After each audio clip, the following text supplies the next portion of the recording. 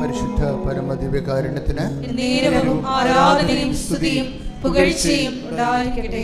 പരിശുദ്ധ പരമദിവ്യകാരുണ്യത്തിന് നേരവും ആരാധനയും സ്തുതിയും പുകഴ്ചയും ഉണ്ടായിരിക്കട്ടെ. നമുക്കിരിക്കാം. എൻ്റെ പ്രിയമുള്ളവരെ, ഇത് ഉടമ്പടി ആരാധനയാണ്.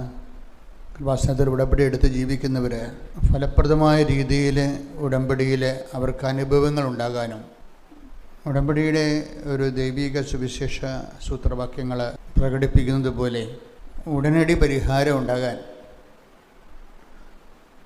നമ്മളെ സഹായിക്കുന്ന ചില സുവിശേഷ വെളിപാടുകളാണ് ഉടമ്പടി ധ്യാനത്തിൽ നമ്മൾ ചർച്ച ചെയ്യുന്നത്. മറ്റെല്ലാ പ്രാർത്ഥനകളെക്കാളുപരി എല്ലാ ദിവസവും നാനാജാതി മതസ്ഥർ തങ്ങൾ ജീവിതത്തിൽ വന്നുപെട്ട കെണികളിൽ നിന്ന് രക്ഷപ്പെട്ട ഉടമ്പടിയുടെ സാക്ഷ്യങ്ങൾ അണമറിയാതെ പറയുന്നൊരു സ്ഥലമാണ് കൃപാസനം. അതുകൊണ്ട് മനുഷ്യന് എന്തെങ്കിലും വന്ന് പെട്ടുപോയാൽ ആൾക്കാർ പരസ്പരം ചോദിക്കണത് ഉടമ്പടി എടുത്താന്ന് ചോദിക്കണം. ഉടമ്പടിയെ ഇത്രയും മനോഹരമായ രീതിയിൽ ജീവിത വിഷയവുമായി ഏത് തരത്തിലുള്ള ചീഞ്ഞ കേസും ഉടമ്പടി അഡ്രസ്സ് ചെയ്യും. അതാണ് വെച്ചാൽ നമുക്ക് ഹോപ്പ്ലെസ് ആയിട്ട് പോയിട്ടുള്ളതല്ല.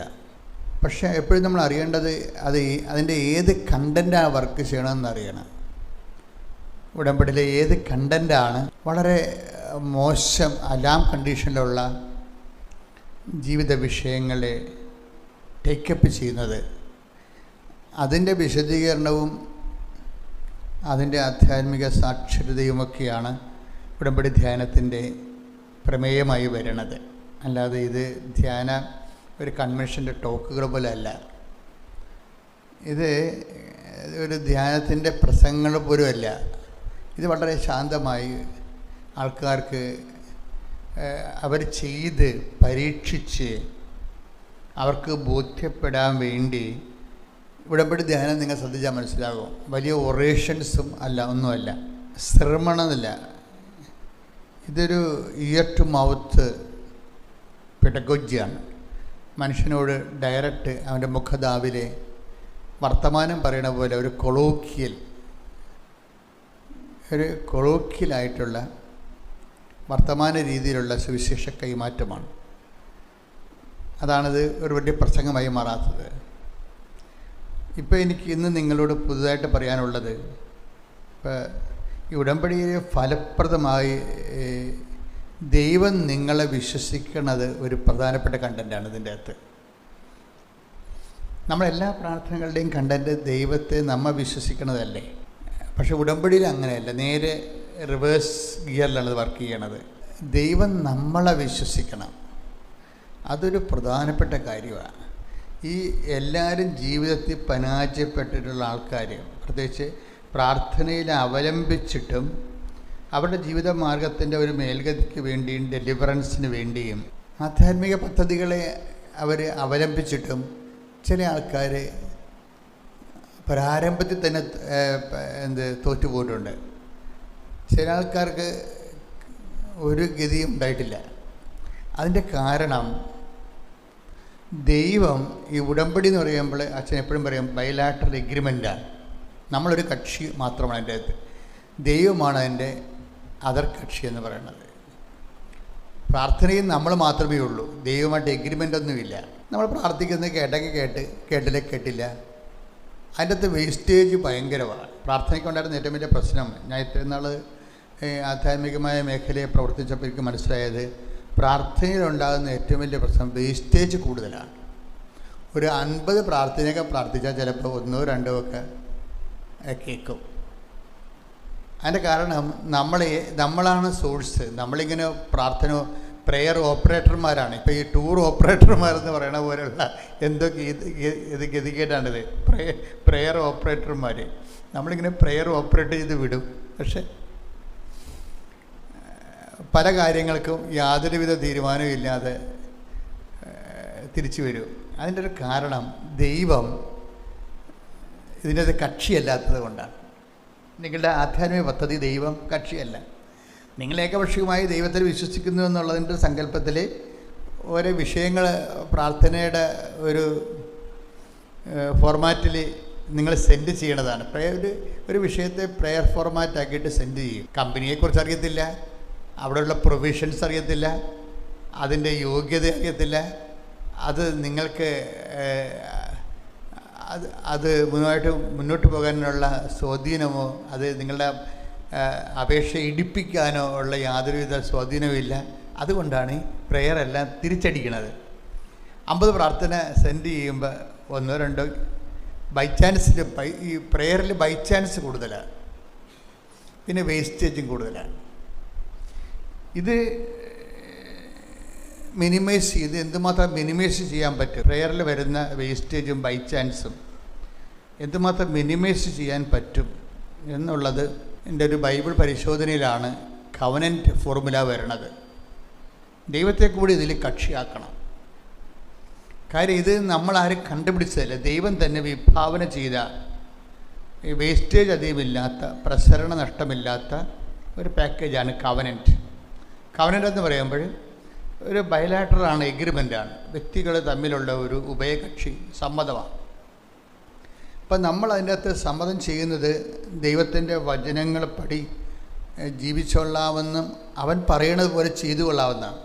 അപ്പോൾ അവൻ പറയണ പോലെ ചെയ്തു കൊള്ളാമെന്ന് പറഞ്ഞാലും ചില ആൾക്കാർക്കൊക്കെ അങ്ങനെ ഉടമ്പടി ചെയ്താലും ഒരു 1-2 പുതുക്കൽ കഴിഞ്ഞാൽ മാത്രമേ ദൈവം ഈ അപേക്ഷ തന്നെ എടുക്കത്തുള്ളൂ.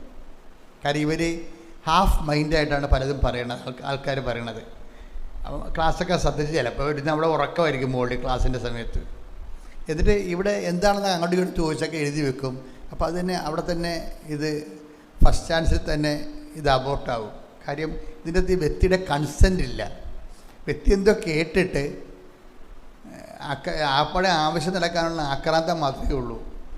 ആവശ്യം നടക്കാനുള്ള ആക്രാന്തമല്ലാതെ ഈ വ്യക്തിയുടെ ഈ കൺകറൻസ് ഇല്ല വ്യക്തിക്ക്. അതാണ് ഈ പുതുക്കുമ്പോൾ തന്നെയും ചില ആൾക്കാർ വെറുതെ വന്നിങ്ങനെ പുതുക്കിക്കൊണ്ട് അതും ഇതും പറഞ്ഞ് പുതുക്കിപ്പോയി. അങ്ങനെ വർക്കിയാൽ ഇത് എപ്പോഴും നമ്മൾ ശ്രദ്ധിക്കേണ്ടത്, വളരെ ശ്രദ്ധിക്കേണ്ടത്, ദൈവം നിങ്ങളുടെ ഉടമ്പടി സീരിയസ് ആയിട്ട് എടുക്കുന്നുണ്ടോ, അതൊരു വിഷയമാണ്. ഇനി നിങ്ങൾ ഉടമ്പടി ചില ആൾക്കാർ ഉടമ്പടി ചെയ്യാമെന്ന് മൈൻഡിൽ ഇങ്ങനെ ഓർക്കുമ്പോൾ തന്നെ പെട്ടെന്ന് ഉടമ്പടി കൺകറൻ്റായിട്ട് നമ്മളുടെ ബ്ലെസ്സിങ്സ് വരാൻ തുടങ്ങും. അതിൻ്റെ കാരണം വെച്ച് കഴിഞ്ഞാൽ ഒരു ദൈവത്തിൻ്റെ ഒരു രീതി എപ്പോഴും എൻ്റെ മക്കൾ ശ്രദ്ധിക്കേണ്ട ഒരു കാര്യമുണ്ട്. നമ്മളുടെ ഫ്യൂച്ചർ ഇപ്പം ഞാനൊക്കെ യൂറോപ്പിൽ കുറേ, ഇപ്പം അമേരിക്കയിൽ 3-4 ധ്യാനം നടത്തി, ഇംഗ്ലണ്ടിലും കുറേ ധ്യാനം നടത്തി, 1-2 ധ്യാനം നടത്തി.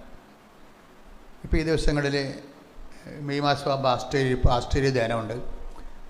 ഞാൻ ഇവിടെയൊക്കെ പോകുന്നതിന് മുമ്പ് ഞാൻ ധ്യാനം ബുക്ക് ചെയ്യണത് ചിലപ്പോൾ ഒരു 6 മാസം മുമ്പ്, 1 കൊല്ലം മുമ്പൊക്കെ ആയിരിക്കും ധ്യാനം ബുക്ക് ചെയ്യണത് വരെ. അപ്പോൾ ഞാൻ എന്ത് ചെയ്യും, ഞാൻ ഗൂഗിളിൽ ഞാൻ അവിടെ ചെന്ന് ലാൻഡ് ചെയ്യണ സമയത്തും ആ ധ്യാനം ആ രാജ്യത്ത് നടക്കുന്ന സമയത്തുള്ള ക്ലൈമറ്റ് ചെക്ക് ചെയ്യും. ചില സമയത്ത് അവിടെ പ്ലീസിങ് ക്ലൈമറ്റ് ആയിരിക്കും. ഇപ്പോൾ ഗൂഗിൾ നമ്മളോട് ക്ലൈമറ്റ് ഫോർകാസ്റ്റ് ചെയ്യുമല്ലോ. ഇന്ന് വരണ സമയത്ത് അടുത്ത മെയ് മാസത്തിലോ അല്ലെങ്കിൽ അടുത്ത ഏതെങ്കിലും, ഇപ്പോൾ ഞാൻ ജൂലൈയിലോ മറ്റാണ് ഇംഗ്ലണ്ടിൽ പോണത്, സ്കോട്ട്ലൻഡിൽ പോണത്. അപ്പം അതിൻ്റെ ക്ലൈമറ്റ് ഇപ്പോൾ നോക്കിക്കൊണ്ടിരിക്കുകയാണ്. എത്ര അതനുസരിച്ച് നമ്മൾ ഉടുപ്പ് സെറ്റ് ചെയ്യും, എല്ലാ കാര്യങ്ങളും, ഈവൻ മെഡിസിൻ ഉണ്ടെങ്കിൽ മെഡിസിൻ വരെ സെറ്റ് ചെയ്യും. അതിൻ്റെ കാരണം വെച്ച് കഴിഞ്ഞാൽ ഇത് തന്നെയാണ് എപ്പോഴും ദൈവത്തിന് ഇതൊരു പ്രശ്നമാണ്. ദൈവത്തിന് ഞാനാണെങ്കിൽ നോക്കിയെടുക്കണം, ഇത് നമ്മളാണെങ്കിൽ അവിടുത്തെ ആ സമയത്തുള്ള അവിടുത്തെ സിറ്റുവേഷൻസ് എല്ലാം നോക്കിയെടുക്കണം. ദൈവത്തിന് ഉള്ളൊരു കുഴപ്പം വെച്ച് കഴിഞ്ഞാൽ ഇതിനേക്കാൾ കുഴപ്പമാണ്, നോക്കിയെടുക്കേണ്ട കാര്യമില്ല. പലരും ഈ ഉടമ്പടി മേടിച്ച് ഇരുട്ടത്ത് അടിമേടിക്കേണ്ട കാര്യം ഇതാണ്. ദൈവത്തിന് നിങ്ങളുടെ ഫ്യൂച്ചർ നോക്കിയെടുക്കേണ്ട കാര്യമില്ല, സെർച്ച് ചെയ്ത് കണ്ടുപിടിക്കേണ്ട കാര്യമില്ല. ഇതെല്ലാം സർവേലൻസിൽ കിടക്കുന്ന കാര്യമാണ്. നിങ്ങൾ ഈ ജോലി കിട്ടിയാൽ നിങ്ങൾ ആരായിരിക്കും എന്നുള്ളത് ദൈവത്തിന് അറിയാം. അതാണ് പ്രശ്നം. അന്ന് നിങ്ങളുടെ സ്പിരിച്വൽ ക്ലൈമറ്റ് എന്തായിരിക്കും? ഈ ഇഡിയറ്റ്സ് എല്ലാം അടിമേടിക്കുന്നത് ആ ഒറ്റ കാര്യത്തിലാണ്. ഇവർ ഇപ്പോഴത്തെ ഒരു ഇതിൽ കയറി ഉടമ്പടി ചെയ്യും. പക്ഷേ നിങ്ങൾ ഈ കല്യാണം കഴിച്ചാൽ അന്നത്തെ നിങ്ങളുടെ സ്പിരിച്വൽ ക്ലൈമറ്റ് എന്താണെന്ന് ദൈവത്തിന് അറിയാം. നിങ്ങൾ അബോർഷൻ ചെയ്യുമോ, നിങ്ങളിനി കെട്ടിയവനെ ഉപേക്ഷിക്കുമോ, ഇതെല്ലാം സർവേലൻസിലുണ്ട്. അത് കാരണം നിങ്ങളുടെ ഒരു പണിയും വളരെ ശ്രദ്ധിച്ച് ഈ ഭാവിയുടെ വിശുദ്ധീകരണം ഒരു വളരെ സീരിയസ് ആയിട്ട് പരിഗണിക്കേണ്ട ഒരു വിഷയമാണ്. നമ്മളെപ്പോഴും കുമ്പസാരിക്കണത് ഇന്നലെ ഇപ്പോൾ വിശുദ്ധവാരം കഴിഞ്ഞ് നിൽക്കുന്ന സമയമാണ്. ആൾക്കാർ കുമ്പസാരിക്കണത് എന്താ? കഴിഞ്ഞ കാലങ്ങളിൽ നടന്നിട്ടുള്ള വാക്കിലോ പ്രവൃത്തിയിലോ വിചാരങ്ങളിലോ ഉള്ള നമുക്ക് വന്നിട്ടുള്ള കൾപ്രിറ്റ്, നമുക്ക് വന്നിട്ടുള്ള ഒരു പാപം, അങ്ങനെയുള്ള കാര്യങ്ങളാണ് നമ്മൾ റെഫർ ചെയ്യണത്. ഇത് പക്ഷെ ഉടമ്പടി വരുമ്പോഴുള്ള പ്രശ്നം, ഉടമ്പടി നിങ്ങൊരു ബൈമാറ്റർ എഗ്രിമെൻ്റ് അല്ലേ. ഇത് ഇവിടെ 90 ദിവസം എന്ന് പറയണമെങ്കിലും ദൈവമായിട്ട് നമുക്കൊരിക്കലും 90 ദിവസത്തെ ഉടമ്പടി സാധ്യമല്ല. നമുക്കൊരു ടൈം ഫിക്സ് ചെയ്ത്, നമ്മുടെ ടൈമിൻ്റെ ബൗണ്ടറി ആയത് കാരണം ടൈമിന് വേണ്ടി നമുക്കൊരു ടൈം ഫിക്സ് ചെയ്യാം. പക്ഷേ ഇഫക്റ്റിൽ വരുന്ന വിഷയം എന്ന് പറയുന്നത് ദൈവമായിട്ട് പ്രാക്ടിക്കലായിട്ട് ഒരു 90 ദിവസത്തെ ഉടമ്പടി സാധ്യമല്ല. എന്താ കാര്യം? ദൈവം നിത്യനിതാന്തമായി ഉള്ള ആളായ കാരണം നമ്മളെ സംബന്ധിച്ചിടത്തോളം, അതുകൊണ്ടാണ് നമ്മൾ അവിശ്വസ്തരായിരുന്നാലും ദൈവം വിശ്വസ്തനായിരിക്കും എന്ന് പറയുന്നത്. ടൈം ബൗണ്ടറിയുടെ അഡ്രസ്സ് ചെയ്താണ് അത് പറയണത്. ആ ടൈം ബൗണ്ടറിയെ കൂടി ഉൾപ്പെടുത്തിക്കൊണ്ടാണ്. പക്ഷെ നമ്മൾ അവിശ്വസ്തരായിരുന്നാലുണ്ടോ കുഴപ്പമെന്ന് വെച്ച് കഴിഞ്ഞാൽ, ഇപ്പം നമ്മൾ ദൈവം ഉപയോഗിക്കുന്നത് ചെമ്പ് കമ്പിയാണ്, നമ്മൾ ഉപയോഗിക്കുന്ന അലൂമിനിയം കമ്പിയാണെങ്കിൽ അതാണ് വിഷയം. കറണ്ട് പാസ് ചെയ്യുമ്പോൾ ഇപ്പം നമ്മൾ അവിശ്വസ്തരായിരുന്നാലും ദൈവം വിശ്വസ്തനാണെന്ന് ബൈബിളുണ്ട് അല്ലേ. അപ്പം ചില ആൾക്കാർ അതുകൊണ്ട് പോകും, നമ്മൾ അവിശ്വസ്തരായിട്ട് എങ്ങനെയെങ്കിലും ജീവിച്ചാലും കുഴപ്പമൊന്നുമില്ല, ദൈവം വിശ്വസ്തനാണല്ലോ, അത് മതിയല്ല എന്ന് പറയും. പക്ഷേ അത് മതിയല്ല, ദൈവം വിശ്വസ്തനായിരിക്കും. ദൈവം ഉപയോഗിക്കുന്നത് കറണ്ട് പാസ് ചെയ്യാൻ ചെമ്പ് കമ്പിയാണെങ്കിൽ നമ്മൾ ഉപയോഗിക്കുന്നത് അലൂമിനിയം ആണെങ്കിൽ എന്ത് പറ്റും? പ്രസരണം ദൈവം 100 വോൾട്ട് ഇഷ്യൂ ചെയ്യുമ്പോൾ നമുക്ക് 50 വോൾട്ട് കിട്ടത്തുള്ളൂ. അതാണ് വിഷയം. ബുദ്ധിയുള്ളവനത് മനസ്സിലാക്കില്ല. ദൈവം 100 വോൾട്ട് ഇഷ്യൂ ചെയ്യും ചെമ്പ് കമ്പിയിൽ, നമ്മൾ അലൂമിനിയം കമ്പിയാണെങ്കിൽ, നമ്മൾ അവിശ്വസ്തരാണെങ്കിൽ നമ്മളുടെ 50 വോൾട്ട് നമുക്ക് റിസൾട്ട് കിട്ടത്തുള്ളൂ. എന്ത് ഇഷ്യൂ ചെയ്യുന്നതെന്നല്ല പ്രശ്നം, നമുക്ക് എന്ത് റിസൾട്ട് കിട്ടുന്നതെന്നാണ് പ്രശ്നം. അതുകൊണ്ട് ഈ ഉടമ്പടിയിൽ ഈ വചനം വർക്കൗട്ട് ചെയ്യും, പക്ഷെ ഉടമ്പടിയുടെ പ്രയോജനം ചെയ്യത്തില്ല. നോക്കിയാൽ വചനം നോക്കിയേ, നമ്മൾ അവിശ്വസ്തരായിരുന്നാലും ദൈവം വിശ്വസ്തനാണ്. 2 തിമോത്തിയോസ് 2:13. 2 തിമോത്തി 2:13. നാം അവിശ്വസ്തരായിരുന്നാലും അവൻ വിശ്വസ്തനായിരിക്കും. കേൾക്കുമ്പോൾ ഭയങ്കര സന്തോഷം തോന്നും. നമ്മളിത്തിരി ഉഴപ്പിയാലും കുഴപ്പമില്ലല്ലോ. പക്ഷെ നമ്മൾ കുഴപ്പമില്ലെന്ന് വെച്ച് കഴിഞ്ഞാൽ ദൈവം 100 സെൻറ്റ് ചെയ്യണമെന്നാണ് പറയണത്. 100 വോൾട്ടേജ് സെൻറ്റ് ചെയ്താൽ നമ്മൾ അവിശ്വസ്തരായിരുന്നാലും ദൈവം ചെമ്പ് കമ്പിയിൽ കൂടി വിടുന്ന വോൾട്ടേജ് നമ്മൾ അത് ഫീസ് ചെയ്യണത് അലൂമിനിയം കമ്പിയിലൂടെ ആണെങ്കിൽ നമുക്കതിൻ്റെ തീവ്രത കിട്ടത്തില്ല. അതുകൊണ്ട് നമ്മുടെ അവിശ്വസ്തത റിസൾട്ടിനെ ബാധിക്കുന്നുണ്ട് ശരിക്കും. അപ്പോൾ നമ്മളെപ്പോഴും ശ്രദ്ധിക്കുന്നത് നമ്മളും വിശ്വസ്തരാകാൻ വേണ്ടി പരിശ്രമിക്കണം. ദൈവതിരുസന്നിധി പരിശ്രമത്തിനും കണക്ക് എഴുതണ പോലെയാണത്. അതിൻ്റെ ഉത്തരത്തിനും പരിശ്രമത്തിനും വഴികൾക്കും ഒരേ മാർക്കാണ്. മറ്റേ ഹിസ്റ്ററി എഴുതണ പോലെ അല്ല കണക്ക് എഴുതണത്. കണക്ക് നിങ്ങൾ ചെയ്ത് വരുന്ന ആ സ്റ്റെപ്സുകളെല്ലാം കറക്റ്റാണെങ്കിൽ അതിനെല്ലാം മാർക്ക് കിട്ടും. ഇതുപോലെ നമ്മൾ വിശ്വസ്തരാകാൻ നടക്കുന്ന പരിശ്രമങ്ങൾക്കെല്ലാം മാർക്കുണ്ട്. നമ്മൾ വിശ്വസ്തരാകാൻ വേണ്ടി ശ്രമിക്കുന്ന എല്ലാ വിഷയങ്ങൾക്കും. ഒന്ന് പ്രാർത്ഥിച്ച്, കർത്താവായ ദൈവമേ, അങ്ങയെപ്പോലെ ഞങ്ങളും വിശ്വസ്തയോടെ ഞങ്ങളുടെ പരിശ്രമങ്ങളെ നീ ശക്തിപ്പെടുത്തുകയും സഹായിക്കുകയും ചെയ്യണമേ. അതുവഴി അങ്ങ് നൽകുന്ന എല്ലാ കൃപകളും ഞങ്ങൾക്ക് പൂർണ്ണമായി ലഭിക്കാൻ അങ്ങ് ഞങ്ങളെ ഒരുക്കണമേ.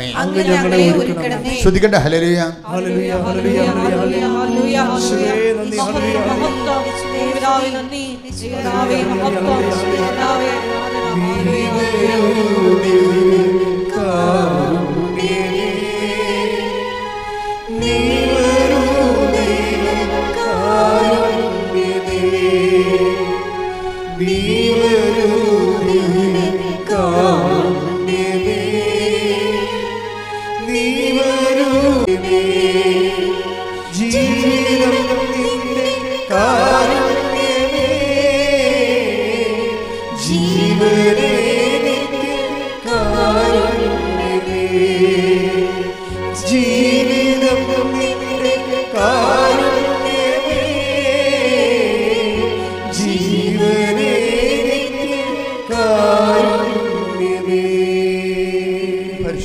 പരിശുദ്ധ ദിവ്യകാരുണ്യത്തിന് നേരവും ആരാധനയും സ്തുതിയും പുകഴ്ചയും ഉണ്ടാകട്ടെ.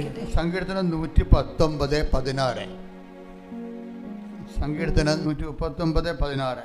എനിക്ക് രൂപം ലഭിക്കുന്നതിന് മുമ്പ് തന്നെ അവിടുത്തെ കണ്ണുകൾ എന്നെ കണ്ടു. എനിക്ക് നിശ്ചയിക്കപ്പെട്ടിട്ടുള്ള നാളുകൾ ഉണ്ടാകുന്നതിന് മുൻപ് തന്നെ അങ്ങയുടെ പുസ്തകത്തിൽ അവ എഴുതപ്പെട്ടു.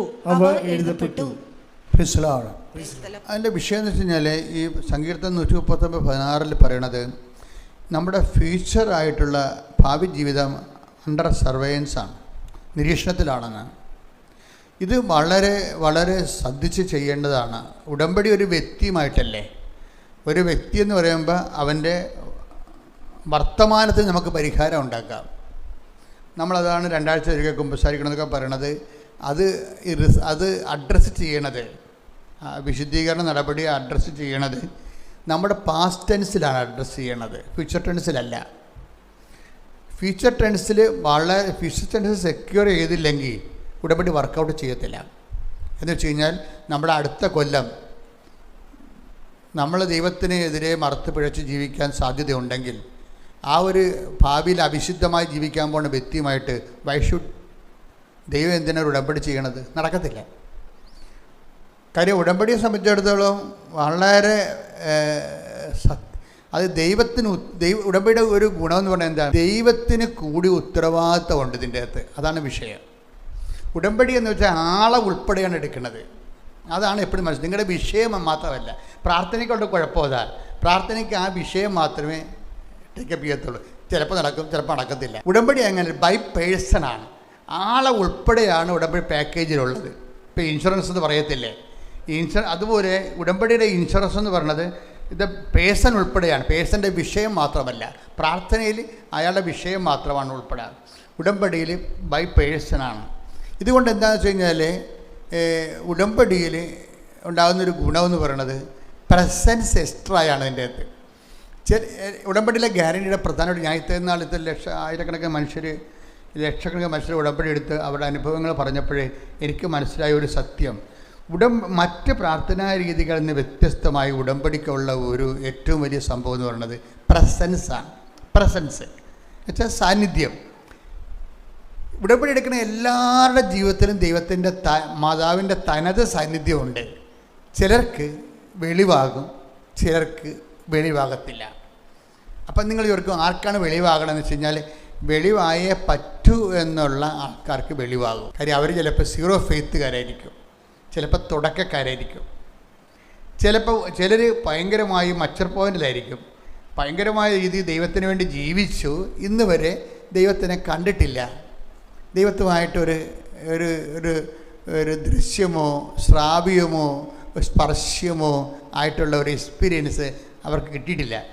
അങ്ങനെയുള്ളവർ സത്യസന്ധരായിട്ട് ജീവിക്കുകയാണെങ്കിൽ അവർക്കും ഇതുപോലെ ദൈവത്തിൻ്റെ പ്രസൻസ് സാന്നിധ്യം ഫീൽ ചെയ്യും. ഇപ്പോൾ ഈ ഉടമ്പടിയിൽ ഇത്രയും നാൾ കണ്ടിരിക്കുന്ന സാന്നിധ്യങ്ങളെന്ന് പറയണത് മാതാവിൻ്റെ സുഗന്ധാഭിഷേകമുണ്ട്.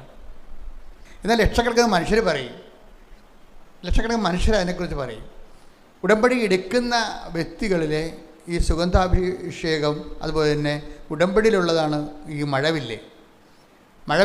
വളരെ സത്യസന്ധരായ മനുഷ്യരെടുത്തിരിക്കുന്ന വിഷയത്തെക്കുറിച്ച് അവർക്ക് സംശയമുണ്ട്. കർത്താവേ, എൻ്റെ വഴി ശരിയാണോ? ഞാനീ എടുക്കുന്ന തീരുമാനം കറക്റ്റാണോ?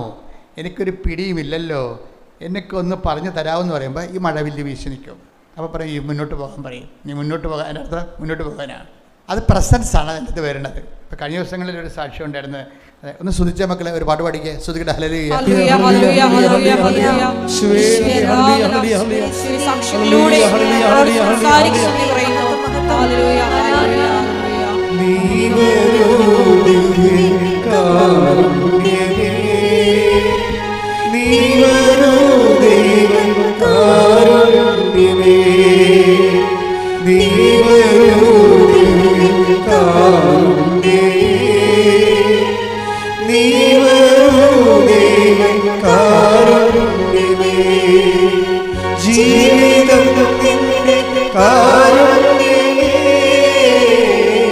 ജീവനേ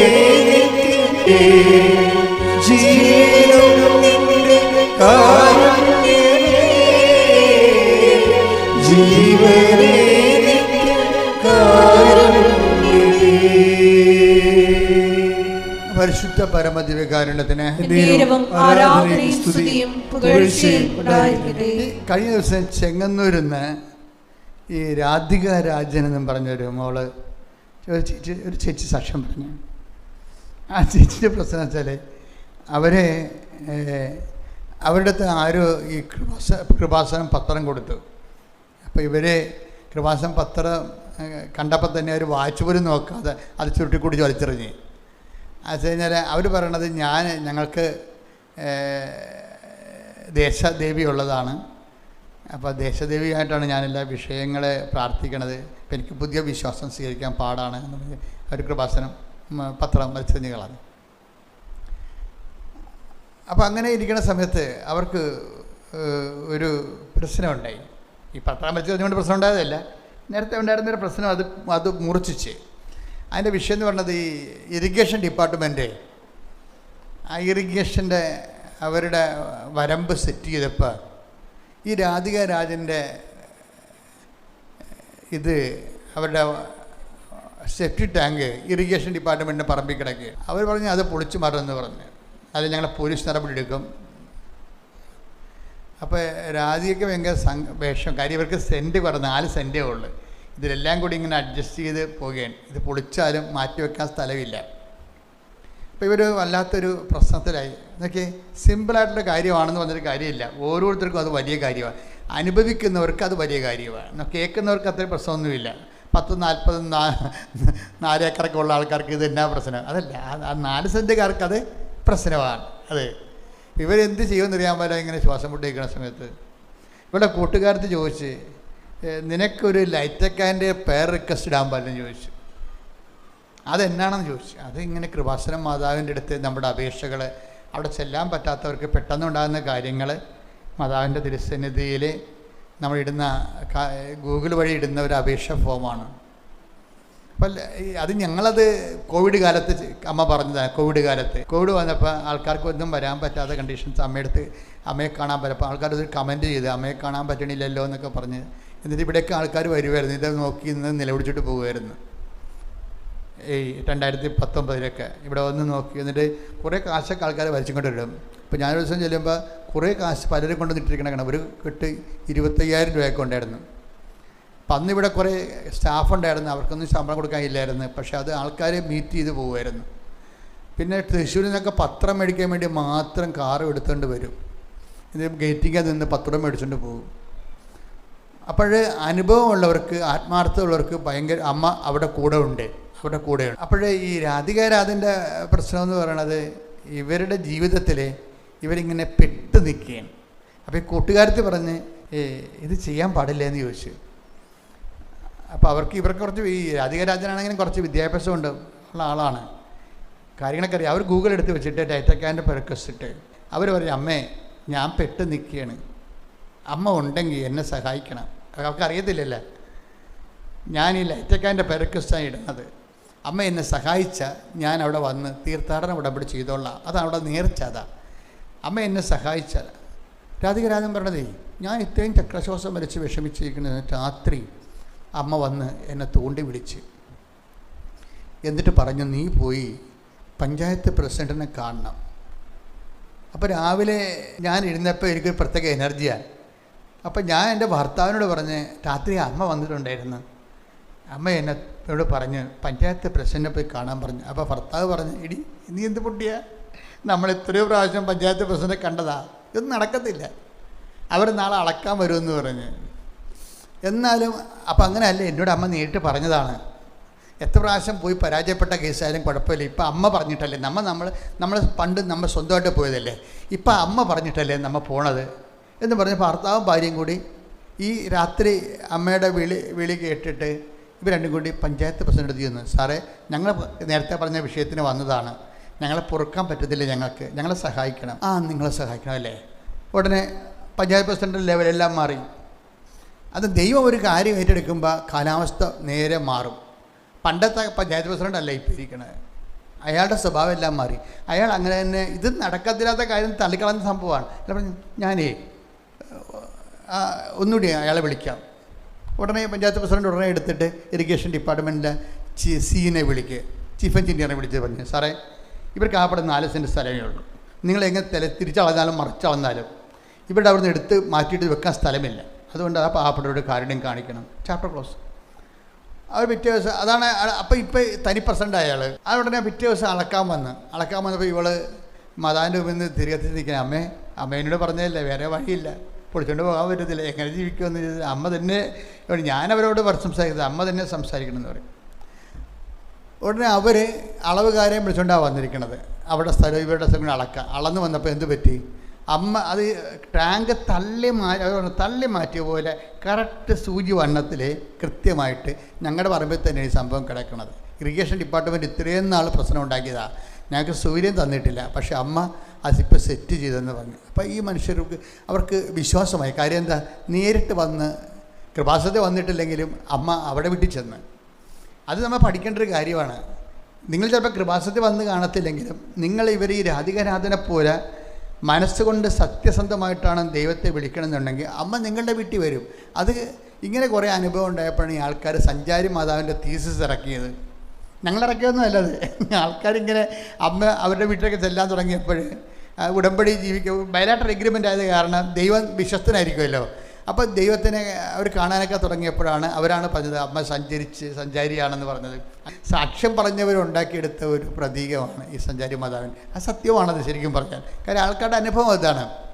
അപ്പോൾ ഇവർ അമ്മയോട് പറഞ്ഞ പോലെ തന്നെ രാധിക വന്ന് ഉടമ്പടി എടുത്ത് രാധികയ്ക്ക് ഉടമ്പടി എടുക്കുമ്പോൾ നമുക്കറിയാമല്ല, ലേറ്റക് ആൻഡ് പെർക്കസിനും അതുപോലെ തന്നെ ഈ ഓൺലൈൻ ഉടമ്പടിക്കും ഒന്നും ഈ തീർത്ഥാടന ഉടമ്പടിക്ക് തമ്മിലുള്ള വ്യത്യാസം എന്ന് പറഞ്ഞാൽ, തീർത്ഥാടന ഉടമ്പടിക്ക് നമ്മൾക്ക് വിശ്വാസ പ്രയോഗത്തിന് വേണ്ടിയുള്ള മെറ്റീരിയൽസ് കിട്ടും. ഉടമ്പടി തൈലം, ഉടമ്പടി ഉപ്പ്, അതെല്ലാം വിശ്വാസ പ്രയോഗത്തിനുള്ളതാണ്. നമുക്ക് വിശ്വാസം മനുഷ്യൻ പലതരത്തിലാണ് ഫെയ്ത്ത് ആക്ടിവിറ്റി ചെയ്യണത്. യേശു കർത്താവാണെന്ന് നമ്മൾ അത്തരം കൊണ്ട് ഏറ്റുപറയണതിന് മുമ്പ് ദൈവം അവന് മരിച്ചോൾന്ന് ഉയർപ്പിച്ചെന്ന് ഹൃദയത്തിൽ വിശ്വസിക്കണം. അപ്പോഴാണ് നമ്മൾ രക്ഷ ക്രിസ്തുവിൻ്റെ ശക്തി പ്രാപിക്കണത്. അപ്പോൾ റോമ 10:9 അനുസരിച്ചുള്ള അതിൽ വിശ്വാസ പ്രഖ്യാപനമുണ്ട്. പിന്നെന്ത് ചെയ്യും? നമുക്ക് ആക്ടിവിറ്റി, പ്രാർത്ഥനയായിട്ട് ആക്ടിവേറ്റ് ചെയ്യുക. ആ വിശ്വാസത്തിൻ്റെ സിമ്പിൾ ആക്ടിവേഷനാണ് പ്രെയർ എന്ന് പറയുന്നത്. വിശ്വാസമില്ലാതെ പ്രാർത്ഥിക്കാൻ പറ്റത്തില്ല. വിശ്വാസത്തിൻ്റെ സിമ്പിൾ ആക്ടിവേഷനാണ് പ്രെയർ. വിശ്വാസത്തിൻ്റെ കുറച്ചുകൂടി കോംപ്ലക്സ് ആയിട്ടുള്ള ആക്ടിവേഷനാണ് വിശ്വാസ പ്രൊക്ലമേഷൻ, ഫെയ്ത്ത്, വിശ്വാസ പ്രഖ്യാപനം എന്ന് പറയുന്നത്. വിശ്വാസ പ്രഖ്യാപനം നമ്മൾ നടത്തുന്ന കുരിശിൻ്റെ വഴികളും അതുപോലെ തന്നെ ഈശോയെ രക്ഷകനായി വിശ്വസിച്ചുകൊണ്ട് ചെയ്യുന്ന എല്ലാ വിഷയങ്ങളും, പരസ്യമായി ചെയ്യുന്ന, മറ്റുള്ളവർക്ക് കൂടി വിശ്വാസം കൈമാറാൻ വേണ്ടി ചെയ്യുന്ന എല്ലാ കാര്യങ്ങളും വിശ്വാസ പ്രഖ്യാപനങ്ങളാണ്. ഇനി ചില തിന്മകൾ, ചില വിഷയങ്ങൾ വ്യക്തികളല്ല ആശ്രയിച്ചിരിക്കുന്നത്. വ്യക്തികളെ ആശ്രയിക്കുന്ന കാര്യങ്ങൾക്ക് വിശ്വാസ പ്രഖ്യാപനമാണ് നല്ലത്. ഇനി വിഷയങ്ങളെ ആശ്രയിക്കുന്ന വിഷയമുണ്ട്, അതിന് വിഷയമെന്ന് പറയുന്നത് ഇപ്പം നിങ്ങളുടെ ജപ്തി നടപടി, അതൊരു വിഷയമാണ്. ആ ജപ്തി നടപടിയെ എന്ന് രക്ഷപ്പെടുക, അതിന് യേശുക്രിസ്തുവിൻ്റെ ശക്തിയുടെ അണ്ടറിലേക്ക് ഈ നിങ്ങൾ അനുഭവിക്കുന്ന മെറ്റീരിയൽസിനെ കൊണ്ടുവരിക. അതുപോലെ തന്നെ രോഗത്തിന് ഉടമ്പടി തൈലം തേക്കുന്നത് അത് മെറ്റീരിയലാണത്. അവിടെയെല്ലാം വിശ്വാസ പ്രഖ്യാപനത്തെക്കാൾ ഉപരി ഷാർപ്പ് ഷൂട്ട് ചെയ്യണത് വിശ്വാസ പ്രയോഗങ്ങളാണ്. അതാണ് വിശ്വാസ പ്രമാണം ചൊല്ലിക്കൊണ്ട് മനുഷ്യർ ഉടമ്പടി തൈലം തേക്കണത്. അത് വിശ്വാസ പ്രയോഗമാണ്. അപ്പോൾ അപ്പോൾ തീർത്ഥാടന ഉടമ്പടി വരുമ്പോൾ വിശ്വാസ പ്രഖ്യാപനവും പ്രാർത്ഥന മാത്രമല്ല, വിശ്വാസ പ്രഖ്യാപനവും പിന്നെന്താ വിശ്വാസ പ്രയോഗത്തിൻ്റെ മെറ്റീരിയൽസിനാണ്. അപ്പോൾ അതുകൊണ്ട് ഇവിടെ വന്ന് തീർത്ഥാടന ഉടമ്പടി ചെയ്യും. തീർത്ഥാടന ഉടമ്പടി ചെയ്യുമ്പോൾ ഉപ്പും അതുപോലെ തന്നെ ഉടമ്പടി തൈലവും എല്ലാം കിട്ടും. പക്ഷേ ഈ തീർത്ഥാടന ഉടമ്പടി ചില ആൾക്കാർക്ക് ഇതെല്ലാം കിട്ടും, പക്ഷേ നമുക്ക് എന്ത് ചെയ്യണമെന്നറിയാൻ പാടില്ലാത്ത രീതിയിൽ ഇവർ എല്ലാവരും തന്നെ ഇപ്പോൾ ഒരു വീട്ടിലൊക്കെ ചെന്ന് കഴിഞ്ഞാൽ കുറേ ഉപ്പിൻ്റെ കുപ്പിയൊക്കെ ഇരിക്കണേ കാണാം. പക്ഷേ ചില വീട്ടിലൊന്നും നടന്ന് കാണത്തില്ല. ഇവരിങ്ങനെ ചുമ്മാ ഒരു പടുതി ശീലം പോലെ ചെയ്യണതാണ്. ചില വീട്ടിലൊക്കെ ഒരു ഉപ്പിൻ്റെ കുപ്പിയേ ഉണ്ടാകത്തുള്ളൂ. പക്ഷേ ആ ഉപ്പിൻ്റെ തരികൾ കൊണ്ട് 1000 കാര്യങ്ങൾ അവർ ചെയ്തിരിക്കും. അത് ആ വിഷയമല്ല, ഇത് കൊണ്ടുപോകുന്ന ആൾക്കാരുടെ വിശ്വാസ പ്രയോഗന രീതിക്കാണ് വിഷയം. ബേസിക്കായിട്ട് ഒന്ന് ഈ രാധികാരാധനെ പോലെയൊക്കെ സത്യസന്ധമായി വിശ്വസിക്കണം. അതാണ് ഒരു കാര്യം. അതുപോലെ തന്നെ എൻ്റെ വിഷയം തന്നെ ഞാൻ ആദ്യം പറഞ്ഞ പോലെ നിങ്ങളുടെ ഉടമ്പടിയിൽ ദൈവത്തിന് വിശ്വാസം ഉണ്ടാകണം. ഇതൊരു ഭയങ്കര, ഞാൻ മരിക്കണവരെ ഞാനിത് പറഞ്ഞുകൊണ്ടിരിക്കും. എന്താണ്? നിങ്ങളുടെ ഉടമ്പടിയിൽ ദൈവത്തിന് വിശ്വാസം ഉണ്ടാകണം. ഇവിടുത്തെ മെയിൻ പ്രശ്നം അത് തന്നെയാണ്. ഉടമ്പടി ആവശ്യത്തിലേറെ ആൾക്കാരെടുക്കുന്നുണ്ട്, പക്ഷേ പല ആൾക്കാരുടെ ഉടമ്പടി ദൈവത്തിന് വിശ്വാസമില്ല. ദൈവത്തിന് വിശ്വാസം ഉണ്ടാകണമെങ്കിൽ വളരെ സൂക്ഷ്മമായിട്ടുള്ള ജീവിത രീതി വേണം. എന്ന് വെച്ച് കഴിഞ്ഞാൽ എങ്ങനെയാണ്? നമ്മുടെ ഭാവി ഇൻഷുർ ചെയ്യണം. അതാണ് വിഷയം. ഉടമ്പടിയുടെ വരുന്ന വിശ്വാസ ജീവിതത്തിൻ്റെ ഇൻഷുറൻസ് വേണം. നമ്മുടെ ഭൂതകാലത്ത് എന്ത് സംഭവിച്ചു അതിന് നമ്മൾ അനുതാപപ്പെട്ട് അത് വെറുതെ ഉപേക്ഷിക്കുമ്പോൾ ഓക്കെ ആവും. പക്ഷെ നമ്മുടെ നയങ്ങളും നിലപാടുകളും മനസ്സിരിപ്പ് മനസ്ഥിതികൾ, ഈ മനസ്ഥിതികളുടെ വിശുദ്ധീകരണം ഒരു വല്ലാത്ത വിഷയമാണ്. ചില ആൾക്കാർ പറഞ്ഞില്ലേ, ആൾ കൊള്ളാം പക്ഷെ മനസ്ഥിതി മോശമാണെന്ന് പറയത്തില്ലേ.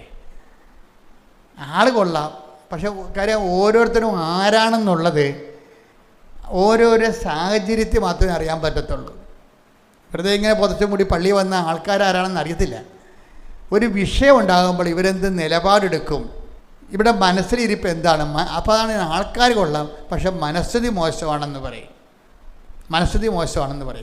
അപ്പം അതുകൊണ്ട് ഈ മനസ്ഥിതി ഉൾപ്പെടെയുള്ളത് വിശുദ്ധീകരിക്കപ്പെടേണ്ട വിഷയമുണ്ട്. കാരണം ബയലാട്ടർ എഗ്രിമെൻ്റ് അല്ലേ ദൈവവുമായിട്ട്. ഒന്ന് പ്രാർത്ഥിക്കുക. കർത്താവായ ദൈവമേ, അങ്ങയോട് ഉടമ്പടി ചെയ്യുമ്പോൾ ഉടമ്പടി ജീവിതത്തിന് ആവശ്യമായ മനസ്ഥിതി അങ്ങേക്ക് സ്വീകാര്യമായ നിലപാടുകള് പ്രവർത്തന രീതികള് ഉൾപ്പെടുന്ന സുവിശേഷ വിഹിതമായ ഒരു മനസ്ഥിതി രൂപീകരിക്കുവാൻ ഞങ്ങളെ സഹായിക്കണം. ശ്രദ്ധിക്കട്ടെ. ഹല്ലേലൂയ, ഹല്ലേലൂയ, ഹല്ലേലൂയ, ഹല്ലേലൂയ. യേശുവേ ഹല്ലേലൂയ, ഹല്ലേലൂയ, ഹല്ലേലൂയ, ഹല്ലേലൂയ. യേശുവേ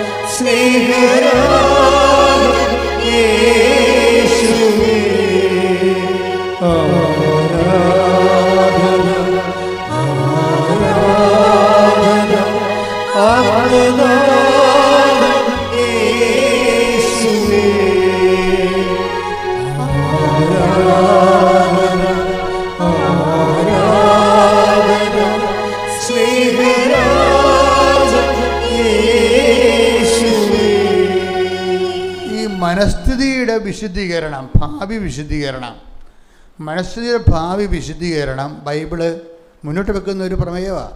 ഉദാഹരണത്തിന് ജെറമിയ 17:10 എടുത്തേ. ജെറമിയ 17:10.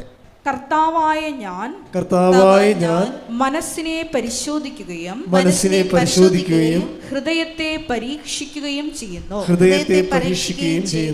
ഓരോ മനുഷ്യനും അവന്റെ ജീവിത രീതിക്കും പ്രവൃത്തിക്കും അനുസരിച്ച് ഞാൻ പ്രതിഫലം നൽകും.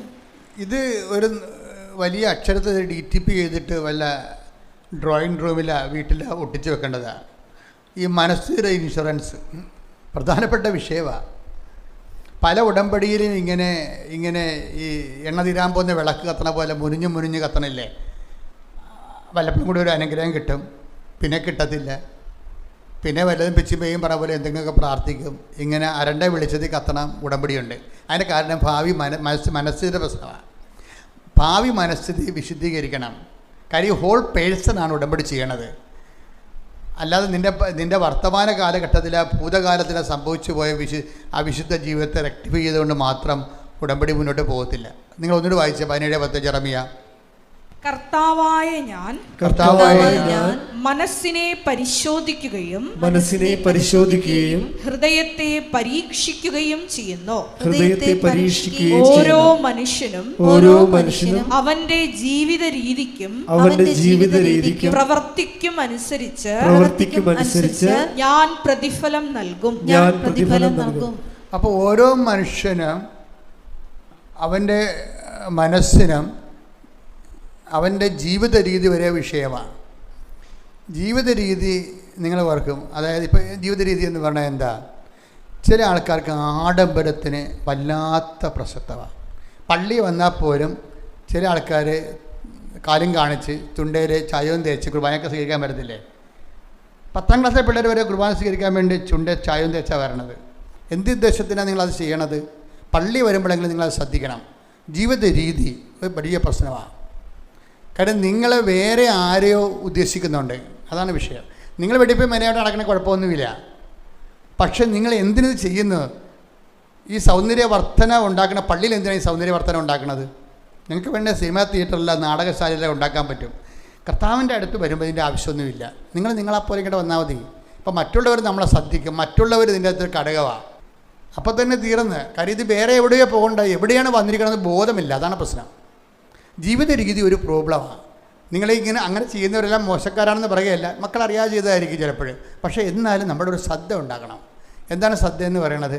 നമ്മൾ ദേവാലയത്തിൽ വരുമ്പോഴും ഭാവിയിൽ ജീവിക്കുമ്പോഴും ജീവിത രീതി ഒരു പ്രശ്നമാണ്. ഇപ്പം എനിക്ക് ഒരു കാറുണ്ട്. ഒരു കാറ് വിൽക്കാൻ പോവുകയാണ്. ഒരു വലിയ വണ്ടി ഇവിടെ ഉണ്ടായിരുന്നപ്പോൾ അത് എപ്പോഴും ഒരു വണ്ടി എല്ലാവർക്കും പോകാൻ വേണ്ടി വണ്ടി വാങ്ങിച്ചു. എല്ലാവർക്കും പോകാൻ വേണ്ടി കൃപാസനത്തിൽ ഇപ്പം മരിപ്പൊക്കെ ഉണ്ടാകുമ്പോൾ സ്റ്റാഫ് ഒരുമിച്ച് പോകും. കൃപാസനത്തിന് കൾച്ചർ പ്രോഗ്രാം ഉണ്ടാകും, അപ്പോഴും ഒരുമിച്ച് പോകും. ഇപ്പോൾ ഒരു വണ്ടിയുണ്ട്. അപ്പോൾ അത് വിറ്റപ്പോൾ അത് ആ ബഹളത്തിനിടെ പിന്നെ കിട്ടിയത് കാറാണ്. അപ്പോൾ ഇപ്പോൾ എന്നാ ചെയ്ത്? അത് നമുക്ക് വേണ്ടെന്ന് പറഞ്ഞ് മാറ്റിയത്. ഞാൻ ആ ചെറിയ കാറിൽ പോവുകയാണ്. പോകുമ്പോൾ കാര്യം മെയിൻ സംഭവം എന്ന് വെച്ച് കഴിഞ്ഞാൽ ഇന്ത്യയിൽ നമ്മുടെ കേരളത്തിൽ പാർക്ക് ചെയ്യാൻ ഈ വലിയ കാറൊക്കെ മേടിക്കുന്നതിൽ എപ്പോഴും ശ്രദ്ധിക്കണം.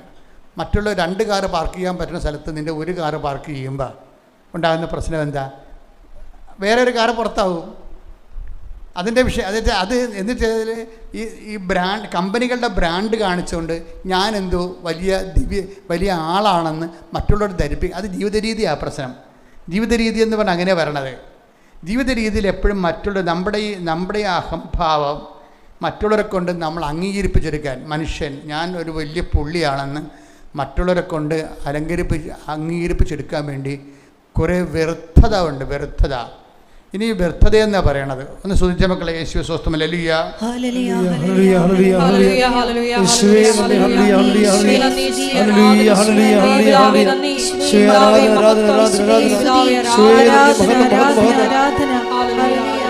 സഭാപ്രസംഗി 12:14. നല്ലതോ ചീത്തയോ ആയ ഏത് നിഗൂഢ പ്രവൃത്തിയും ദൈവം നീതിപീഠത്തിന് മുമ്പിൽ കൊണ്ടുവരും. അപ്പം നിഗൂഢ പ്രവൃത്തി എന്ന സാധനമുണ്ട്. നേരത്തെ പറഞ്ഞത് മനസ്ഥിതിയാണ്. സുവിശേഷം എന്ന് പറയുന്നത് ഒരു സ്കാനിങ് ആണ്. ശരിക്കും പറഞ്ഞാൽ നിഗൂഢ പ്രവൃത്തി പുറത്ത് നോക്കിക്കഴിഞ്ഞാൽ അതെന്ത് മനസ്ഥിതിയാണെന്ന് അറിയാൻ പറ്റത്തില്ല. ഉള്ളിലിരിപ്പ്, മനസ്സിലിരിപ്പ്, അത് നിഗൂഢ പ്രവൃത്തി എന്ന് പറയണത്. മനസ്സിലിരിപ്പ് എന്തായാലും ഇപ്പം നിങ്ങളൊരു സംഭവം ചെയ്യുന്നതിൻ്റെ പിന്നിൽ അത് നിഗൂഢ പ്രവൃത്തിയാകുന്നതിൻ്റെ കാരണം അതിൻ്റെ മനസ്സിലിരിപ്പ് വേറെ ആയിരിക്കും. അതാണ് വിഷയം. നിങ്ങളൊരു പ്രവൃത്തി ചെയ്യുന്നുണ്ട്, പക്ഷേ ഇപ്പം നിങ്ങൾ സ്റ്റെയർ കേസ് നടുക്ക് വെച്ചെന്ന് വിചാരിച്ചോ. ചില വീടുകളിൽ നടുക്ക് വെച്ച് സ്റ്റെയർ കേസ്, എന്നിട്ട് സ്റ്റെയർ കേസിൻ്റെ അകത്ത് മഴ വീഴാതിരിക്കുക. അത് മേലോട്ട് പോകുമ്പോൾ മഴ വീഴുമല്ല, പിന്നെ പ്രാർത്ഥനാ മുറി വെള്ളം വരും. അതിൻ്റെ മുറി മുകളിൽ ഒരു സാധനം മുറി പോലെ കെട്ടിവെക്കും. അപ്പോൾ വീട് 2 നിലയാകും. മനസ്സിലിരിപ്പം എന്താ? ഞാനത്ര കുറഞ്ഞ പുള്ളിയല്ല എന്നുള്ളതാണ്. അതാ വിഷയം. അതാ മനസ്സിൽ നിഗൂഢ പ്രവൃത്തി എന്ന് പറഞ്ഞാൽ അതാണ്. അത് സംഭവം ഇത്രയേ ഉള്ളൂ, അത് കറക്റ്റാണ്. പക്ഷേ പ്രാർത്ഥനാ മുറിയിൽ നടുക്കുള്ള സ്റ്റെയർകേസിൽ നിന്ന് വെള്ളം വീഴരുതെന്നുള്ളതാണ് വിഷയം. ചെറിയ കാര്യമായിരിക്കും, പക്ഷെ മനസ്സിലിരിപ്പ് വേറെ ആയിരിക്കും. എന്താണ്? എൻ്റെ വീട് 2 നിലയുണ്ട്, ഞാൻ അത്ര കുറഞ്ഞ പുള്ളിയല്ല. അതാണ് പ്രശ്നം. കുറഞ്ഞ പുള്ളിയല്ല എന്ന് നീ പറയുമ്പോൾ നിൻ്റെ ചുറ്റുവട്ടങ്ങളിൽ താമസിക്കുന്ന കക്ഷി നിങ്ങളേക്കാൾ താഴ്ന്ന പുള്ളിയാണെന്നുള്ളതാണ് മനസ്സിലിരിപ്പ്. അതാണ് നിഗൂഢ പ്രവൃത്തി എന്ന് പറഞ്ഞാൽ അതാണ്. കുറഞ്ഞ പുള്ളി അല്ല എന്ന് നീ ഇങ്ങനെ പ്രഖ്യാപിക്കുമ്പോൾ നിൻ്റെ മനസ്സിലിരിപ്പ് എന്താണ്? ചുറ്റുവട്ടങ്ങളിൽ താമസിക്കുന്നവർ നിന്നേക്കാളും താഴ്ന്നവരാണ്, നീ കേവനാണ്. ഇതെല്ലാം ഈ കേവനെന്നും പറഞ്ഞ് ഈ നിഗൂഢ പ്രവൃത്തിയുള്ള ആളിനെ ഉടമ്പടി ചെയ്യാൻ പറ്റത്തില്ല. ഇത് ശരിക്കും വിശദീകരിക്കണം. അതിനാണ് ഈ നമ്മൾ കുമ്പസാരിക്കണക്ക് മുമ്പ് ഭാവിയുടെ കുമ്പസാരങ്ങളെ നമ്മൾ നടത്തണം. Future confession. നമ്മളിപ്പോൾ ചെയ്യുന്നത് പാസ്റ്റ് കൺഫെഷനാണ് നടത്തുന്നത്. പക്ഷെ ബൈബിള് ഫ്യൂച്ചർ, ഉടമ്പടി ഒരു വലിയ വിഷയമായത് കാരണം ഫ്യൂച്ചർ, ഭാവിയുടെ കാര്യങ്ങളെ വിശദീകരിക്കുന്നതിന് നിങ്ങളൊരു ഫ്യൂച്ചർ സർവൈലൻസിലാണ്. അതുകൊണ്ട് ഫ്യൂച്ചർ ഇൻഷുറൻസ് കൂടിയുടെ പരിധി വരണമെന്നുണ്ടെങ്കിൽ നമ്മൾ മനസ്ഥിതിയിൽ നിങ്ങളത് ദൈവത്തോട് ഉടമ്പടി ചെയ്യുമ്പോൾ അവൻ പറയണ പോലെ ചെയ്തു കൊള്ളാമെന്നാണ് പറയണത്. അവൻ പറയണ പോലെ ചെയ്തു കൊള്ളാമെന്ന് പറയുമ്പോൾ അവൻ പറയണ പോലെ ജീവിച്ചു കൊള്ളാമെന്ന് അതിൻ്റെ അർത്ഥം. ഓരോ ഫങ്ഷൻ ഇങ്ങനെ വരുന്ന അത് ദൈവത്തിന് പറ്റുന്ന രീതിയിൽ ചെയ്യുകയല്ല പ്രശ്നം. നമ്മൾ പറഞ്ഞത് എന്താണ്? അവൻ പറയണ പോലെ ജീവിച്ചു കൊള്ളാവുന്ന. ഇതിനെന്താ വേണ്ടത്?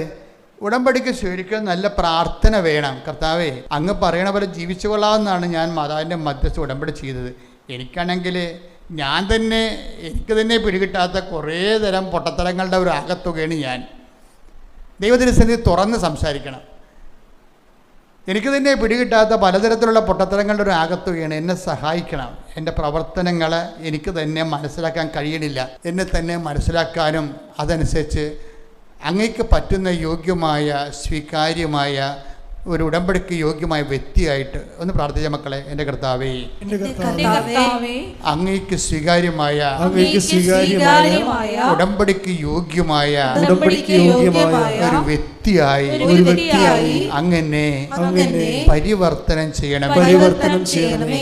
അപ്പോഴേ ഇവിടുത്തെ ഈ നോൺ ക്രിസ്ത്യൻസ് ചില സമയത്ത് പക്കയായിട്ടുള്ള ഒരു പ്രോഗ്രസ് കാണിക്കുന്നുണ്ട് ഉടമ്പടിയിൽ. അതിൻ്റെ കാരണം അവരാദ്യമായതുകൊണ്ടും ആദ്യമായി ഇൻവെസ്റ്റ് ചെയ്യണത് സത്യമായി ചെയ്യണത് കൊണ്ട് അങ്ങനെ പറയാം. ഇപ്പോൾ രാധിക രാജൻ്റെ കാര്യം എന്താ പ്രശ്നം വെച്ചാൽ, രാധിക രാജൻ്റെ ഇപ്പോൾ ഇവർ സാക്ഷ്യം പറയാൻ വന്നപ്പോൾ അവർ മാത്രമല്ല വന്നിരിക്കുന്നത്, അവിടെ ഭർത്താവ് വന്നു, ഉദണ്ഡനായ ആരോഗ്യത്തിൻ്റെ കഥയൊരു മനുഷ്യൻ.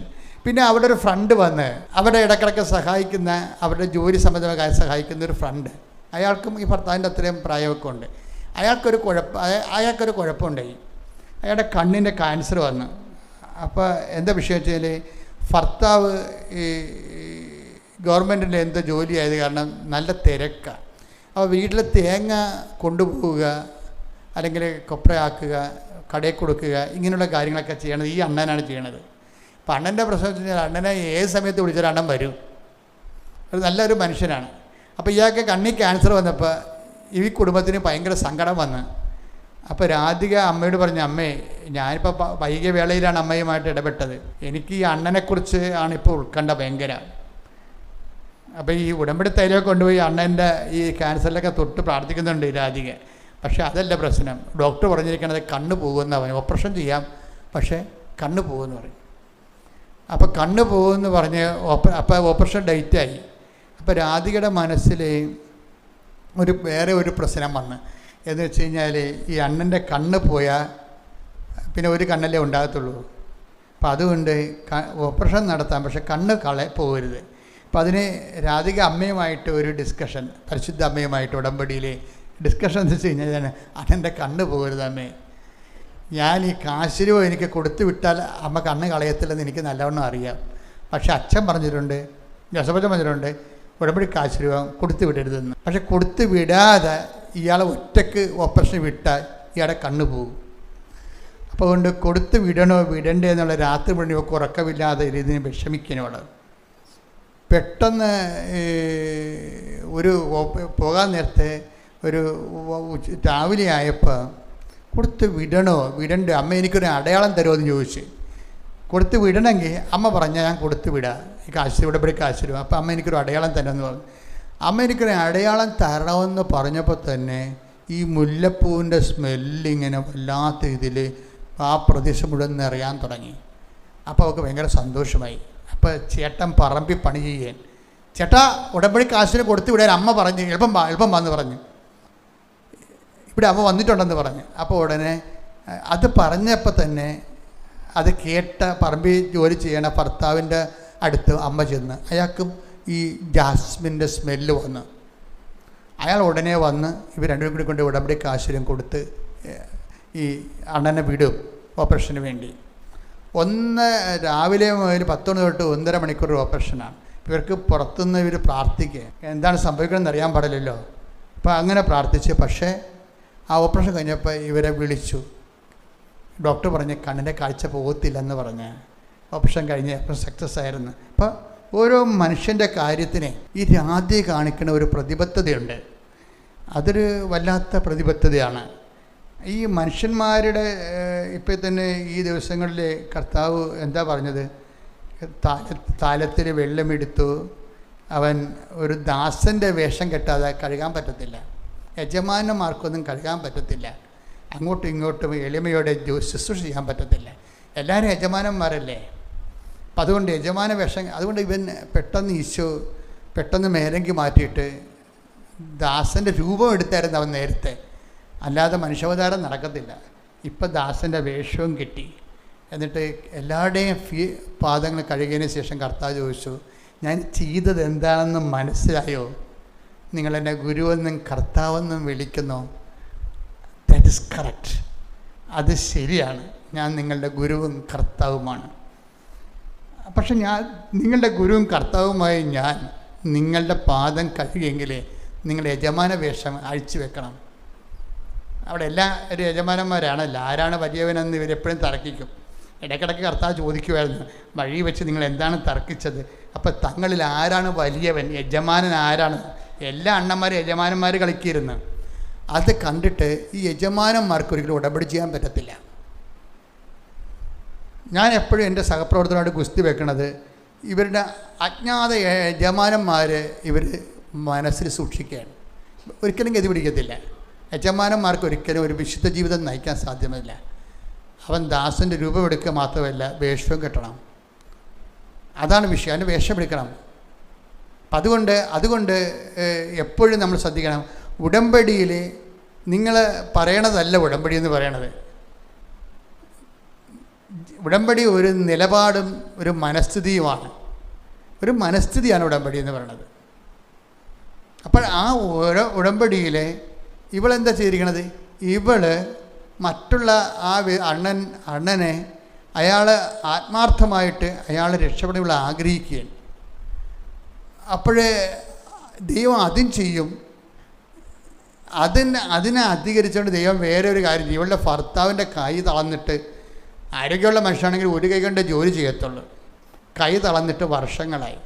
ഇതിന് ഓപ്പറേഷൻ വേണം. അപ്പോൾ ഇതിന് ഓപ്പറേഷൻ വേണം. പക്ഷേ അതിനുള്ള അത്രയും ഇത് കൈ പൊക്കിയെടുക്കാനുള്ള ഓപ്പറേഷൻ ചെയ്യാനുള്ള കാശ് അവരുടെ കയ്യിലില്ല. അത് കാരണം ഈ കൈ തളർന്ന് തന്നെ കിടക്കുകയാണ്. പക്ഷേ ഈ അണ്ണൻ സുഖപ്പെട്ട ദിവസം അറിയാതെ ഈ മനുഷ്യൻ്റെ കൈ നേരെ പൊങ്ങി വന്നു. ഈ രാധികയുടെ ഭർത്താവിൻ്റെ. ഇതെന്ന് പറഞ്ഞാൽ നമുക്ക് ചിന്തിക്കാനാവാത്ത അത്ഭുതങ്ങളാണ്. അതായത് നമ്മൾ രാധികയുടെ ഗുണം എന്താണ്? സത്യസന്ധമായി ഉടമ്പടി ജീവിക്കുകയാണ് അവൾ. അപ്പം ദൈവം എന്ത് ചെയ്ത് ആ മറ്റു മനുഷ്യരുടെ കാര്യത്തിൽ ഇത്രയും ശ്രദ്ധാലുവായത് കാരണം ദൈവം അവളുടെ ഭർത്താവിൻ്റെ തളർന്നുപോയ കയ്യെ അവൾ പറയാതെ തന്നെ സുഖപ്പെടുത്തിക്കൊണ്ട് വരികയാണ്. എൻ്റെ മക്കളെ, ഇത് എന്ന് പറയണത് ഈ ആഴ്ച നടന്ന ഒരു സാക്ഷ്യമാണ്. ഇത് തുടർ സാക്ഷ്യമാണ്. ഞാൻ എപ്പോഴും ആൾക്കാരോട് ബഹളം ഉണ്ടാക്കുന്നത് ഒരു ബുദ്ധിയും ബോധവും ഇല്ലാത്ത ആരോ എന്തൊക്കെ പറഞ്ഞു കേട്ടപ്പോൾ എന്തൊക്കെ കൊണ്ട് വയറ്റിപ്പഴപ്പിന് വേണ്ടി അതിനൊക്കെ എഴുതി വെച്ചിട്ട് പോയിട്ട് അതല്ല സംഭവം. നിങ്ങൾ സത്യസന്ധമായ ദൈവത്തിൻ്റെ രീതികൾ പഠിച്ചു, ദൈവത്തിൻ്റെ സാന്നിധ്യത്തിൽ സത്യസന്ധമായി ജീവിക്കാൻ നോക്കിക്കഴിയുമ്പോൾ നിങ്ങൾ പറഞ്ഞ കാര്യത്തെക്കാൾ ഉപരി എത്രയോ വലിയ കാര്യങ്ങൾ കർത്താവ് നിങ്ങൾക്ക് വേണ്ടി ചെയ്യും. നമ്മുടെ മുമ്പിലുള്ള ത്രെട്ട് എന്താണ്? നമ്മൾ ഉടമ്പടിക്ക് സത്യസന്ധരായിട്ട് ജീവിക്കണം. പ്രാർത്ഥിക്കുക. കർത്താവായ ദൈവമേ, അങ്ങയുടെ ഉടമ്പടി ജീവിതം സുവിശേഷ വിഹിതമായി സത്യസന്ധമായി ജീവിക്കുവാൻ എന്നെ സഹായിക്കണമേ. ശ്രദ്ധിക്കട്ടെ. ഹല്ലേലൂയ, ഹല്ലേലൂയ, ഹല്ലേലൂയ, ഹല്ലേലൂയ.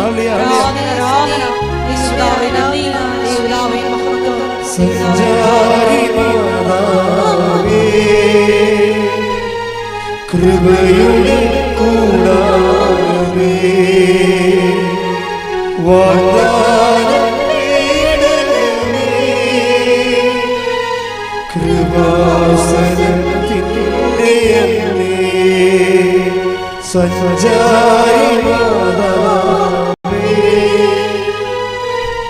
കൃപയുടെ കൂടാരമേ, വാഗ്ദാനം കൃപാസനത്തിൻ്റെ അമ്മേ.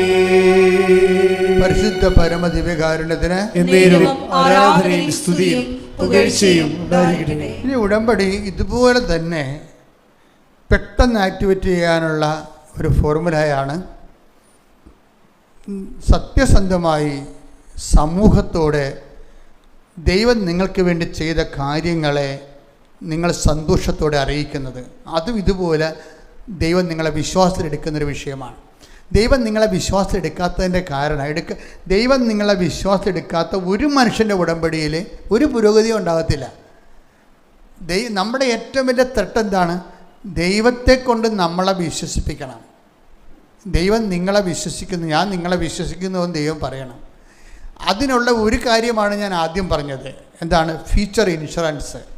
നിങ്ങളുടെ ഭാവി കാലങ്ങളെ നിങ്ങളെ മനസ്ഥിതി ഉൾപ്പെടെ കർത്താവിൻ്റെ കൃപയിൽ ജീവിക്കാമെന്ന് ഇൻഷുർ ചെയ്യണം. രണ്ടാമത്തെ കാര്യമാണ് ഇപ്പോൾ പറയാൻ പോണത്. എന്താണ്? മറ്റുള്ള വ്യക്തികളിലേക്ക്, മഹാസഭകളിലേക്ക് വിശ്വാസം നിങ്ങൾ പ്രഖ്യാപിക്കണം. അതാണ് സങ്കീർത്തനം 40:9. ഞാൻ മഹാസഭയിൽ വിമോചനത്തിന്റെ സന്തോഷവാർത്ത അറിയിച്ചു.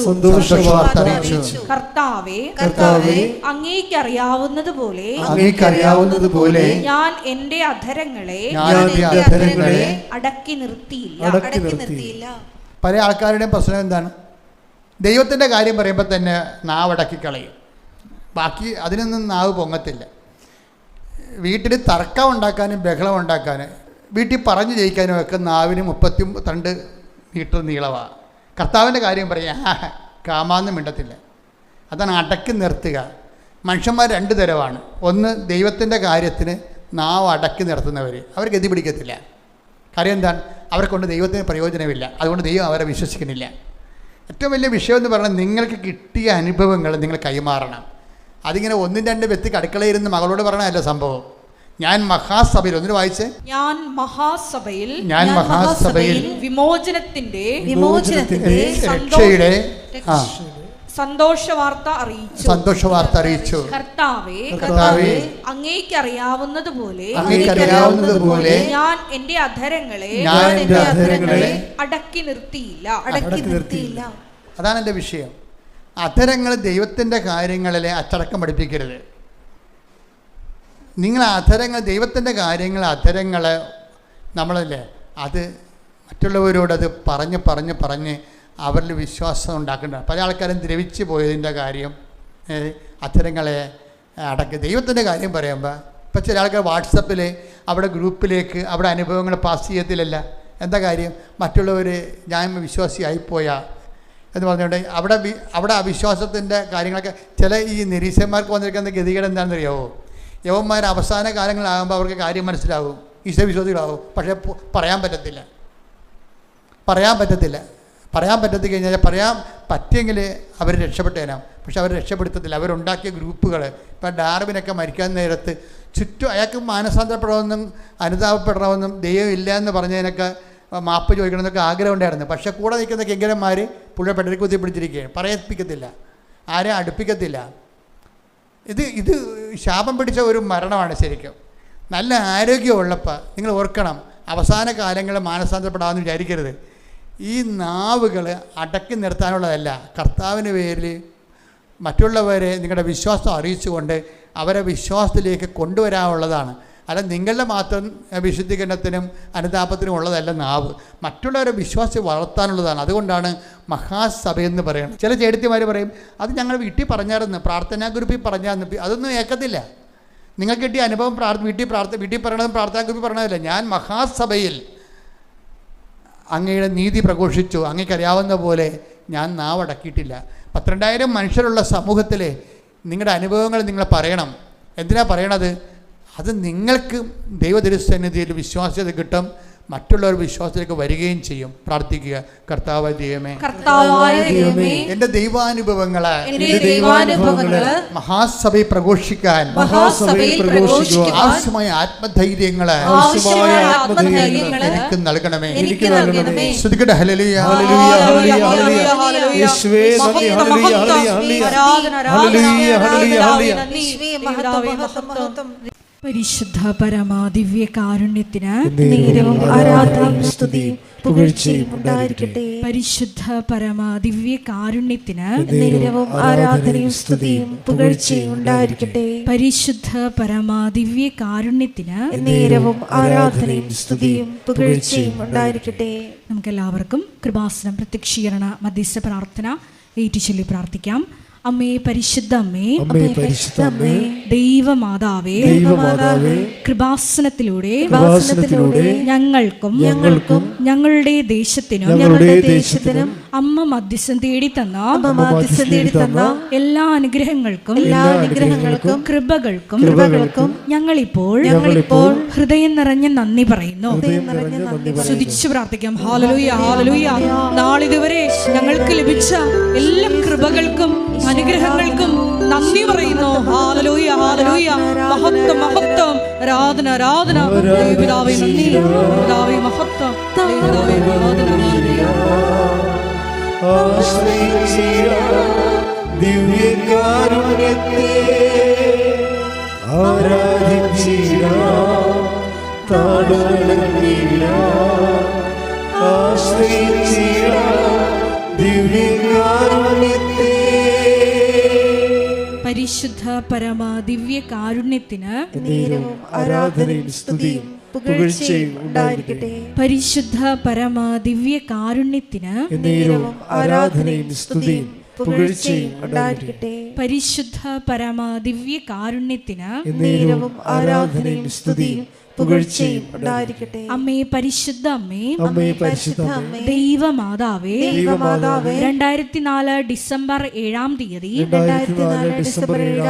ഉച്ച കഴിഞ്ഞ് 2:30 കൃപാസനത്തിൽ സംഭവിച്ച അമ്മയുടെ പ്രത്യക്ഷപ്പെടലിനെ കുറിച്ച് തിരുസഭയ്ക്ക് സമർപ്പിച്ചിരിക്കുന്ന പഠനരേഖകളുടെ മേൽ വസ്തുനിഷ്ഠവും ദൈവശാസ്ത്ര വിധി പ്രകാരമുള്ളതുമായ അന്വേഷണ പഠനങ്ങൾ നടത്തി ആ പ്രത്യക്ഷപ്പെടലിലൂടെ പ്രകടമായ ദൈവമാതാവിന്റെ പ്രത്യേക കരുതലും സംരക്ഷണവും വെളിപ്പെടുത്തുന്ന പീഡിതരുടെ ആശ്വാസവും പ്രവാചകന്മാരുടെ രാജ്ഞിയും വാഗ്ദാനത്തിന്റെ പേടകവും പ്രപഞ്ച പ്രകൃതിയുടെ മാതാവുമായ പരിശുദ്ധ അമ്മയുടെ ഭക്തി തിരുസഭയിൽ കൂടുതൽ പ്രചരിച്ച് ജീവിതത്തിന്റെ ദുരിത ദുരന്ത അവസ്ഥകളിൽ അകപ്പെട്ടു കഴിയുന്ന അനേകായിരം മക്കൾക്ക് ദൈവത്തിന്റെ സാന്നിധ്യവും സന്ധിപ്പും കൂടുതൽ അനുഭവിക്കുക വഴി ആത്മീയ വിശുദ്ധിയും ദൈവശക്തിയും കൈവരിക്കുവാൻ ഞങ്ങളുടെ കുടുംബങ്ങളെ ഇടയാക്കണമേ. സ്തുതിച്ചു പ്രാർത്ഥിക്കാം. ഹല്ലേലൂയ, ഹല്ലേലൂയ, ഹല്ലേലൂയ. ദിവ്യകാരുണ്യനാഥ, മരിയൻ ഉടമ്പടിയെടുത്ത് പ്രാർത്ഥിക്കുന്ന ഞങ്ങളുടെ കുടുംബങ്ങളെ വിശുദ്ധീകരിക്കണമേ എന്ന് പ്രാർത്ഥിക്കുന്നു, ശക്തീകരിക്കണമേ എന്ന് പ്രാർത്ഥിക്കുന്നു, ആത്മാവാൽ വഴി നടത്തണമേ എന്ന് പ്രാർത്ഥിക്കുന്നു, വലിയ വലിയ സാക്ഷികളാക്കി നിർത്തണമേ എന്ന് പ്രാർത്ഥിക്കുന്നു. Hallelujah, hallelujah. ദൈവപിതാവേ നന്ദി, ദൈവപിതാവേ മഹത്വം, ദൈവപിതാവേ ആരാധന.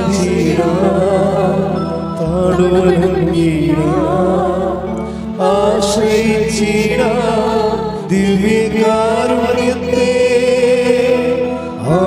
ആരാധിച്ചിടാം, താഴ്വണങ്ങിടാം, ആശ്രയിച്ചിടാം ദിവ്യകാരുണ്യത്തെ.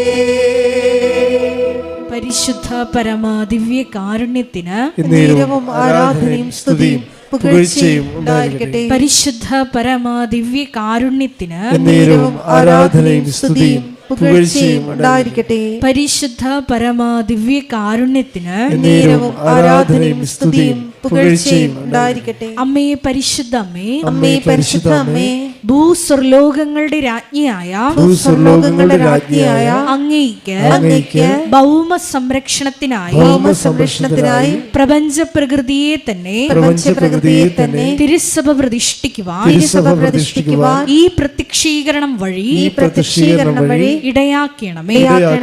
പരിശുദ്ധ അമ്മേ, ജപമാല മാതാവേ, സകല കൃപാസനം പ്രാർത്ഥനകളോടും ചേർത്ത് ഞങ്ങൾ ഇപ്പോൾ പ്രാർത്ഥിക്കുന്ന ഈ സമൂഹത്തിന്റെ പ്രത്യേക നിയോഗങ്ങളും മൗനമായിട്ട് നമ്മുടെ വ്യക്തിപരമായ പ്രാർത്ഥനാ വിഷയങ്ങളും സമാനമായിട്ടുള്ള ജീവിത ദുരിതങ്ങളിലൂടെ കടന്നു പോകുന്ന മക്കളെയും കൃപാസനത്തിൽ ജീവനോടെ പ്രത്യക്ഷയായ ദൈവമാതാവിൻ്റെ മധ്യസ്ഥയിൽ ദിവ്യകാരുണ്യ സന്നിധിയിൽ സമർപ്പിച്ച് നമുക്കൊരു നിമിഷം പ്രാർത്ഥിക്കാം.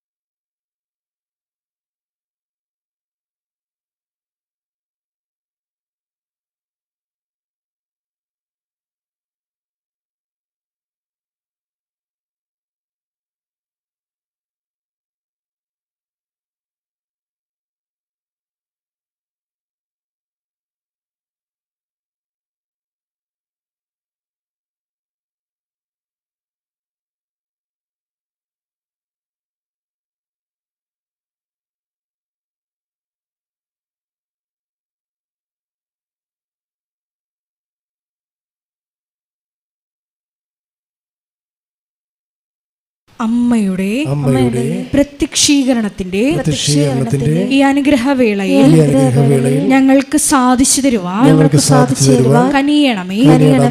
ആമേൻ. സ്തുതിച്ചു പ്രാർത്ഥിക്കാം. ഹല്ലേലൂയ, ഹല്ലേലൂയ, ഹല്ലേലൂയ, ഹല്ലേലൂയ.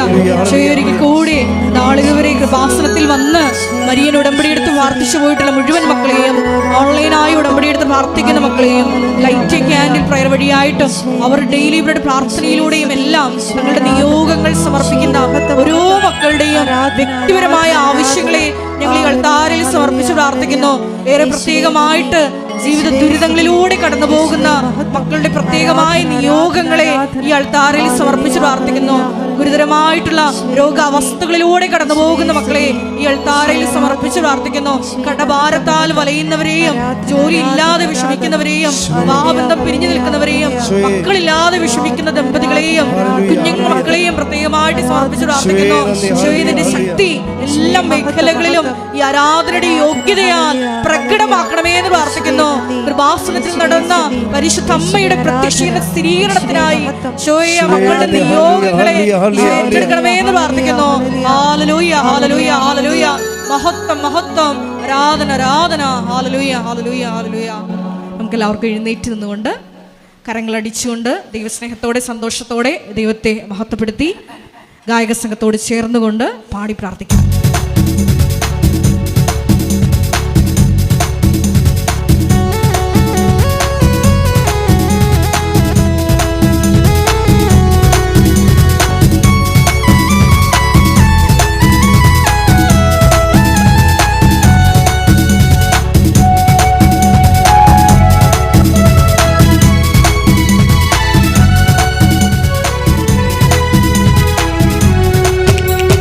ഇത്രത്തോളം ജയം തന്ന ദൈവത്തിനു സ്തോത്രം, ഇതുവരെ കരുതി രക്ഷകനു സ്തോത്രം.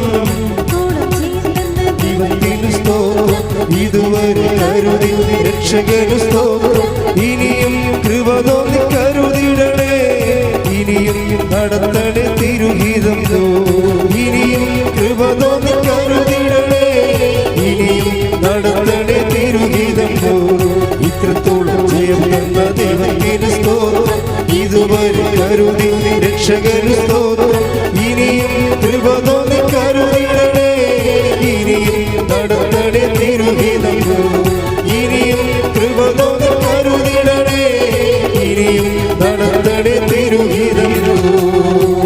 സ്തുതിച്ച് പ്രാർത്ഥിക്കാം. ഹല്ലേലൂയ, ഹല്ലേലൂയ, ഹല്ലേലൂയ. ധ്യാനം നയിക്കുവാൻ പോകുന്ന ഭാഷണത്തിന്റെ സ്ഥാപക ഡയറക്ടറായ ബഹുമാനപ്പെട്ട VP ജോസഫ് അച്ഛനെ ഈ അൾത്താരയിൽ സമർപ്പിച്ച് നമുക്കൊരു നിമിഷം പ്രാർത്ഥിക്കാം.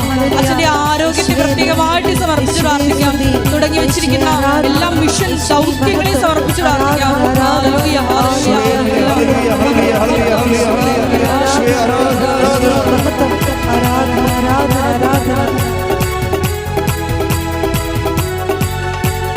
ഇന്നതല്ലതാ ദൈവം നമ്മെ നിർത്തിയതാ, നേടിയതല്ല ദൈവമെല്ലാം തന്നതല്ലേ. ഇന്നതല്ലതാ ദൈവം നമ്മെ നിർത്തിയതാ, നേടിയതല്ല ദൈവമെല്ലാം തന്നതല്ലേ. ഉച്ചത്തിൽ ചെയ്ത് പാടാം. ഇന്നതല്ലതാ ദൈവം നമ്മെ നേടിയതല്ല ദൈവമെല്ലാം തന്നതല്ലേ. നടത്തിയ വിധങ്ങളെ ഓർത്തിടുമ്പോൾ നന്ദിയോടെ നാം സ്തുതി പാടിടാം. നടത്തിയ വിധങ്ങളെ ഓർത്തിടുമ്പോൾ നന്ദിയോടെ നാം സ്തുതി. കൈകൾ ഉയർത്തി. ഇത്രത്തോളം ജയം തന്ന ദൈവത്തിന് സ്തോത്രം, ഇതുവരെ കരുതി രക്ഷകന് സ്തോത്രം. ഇത്രത്തോളം ജയം തന്ന ദൈവത്തിന് സ്തോത്രം,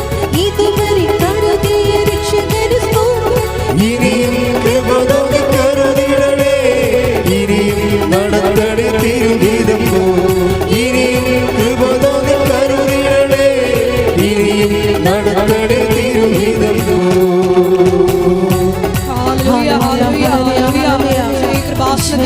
എല്ലാ നിർമ്മാണ പ്രവർത്തനങ്ങളെയും പ്രത്യേകമായിട്ട് സമർപ്പിച്ചു പ്രാർത്ഥിക്കുന്നു.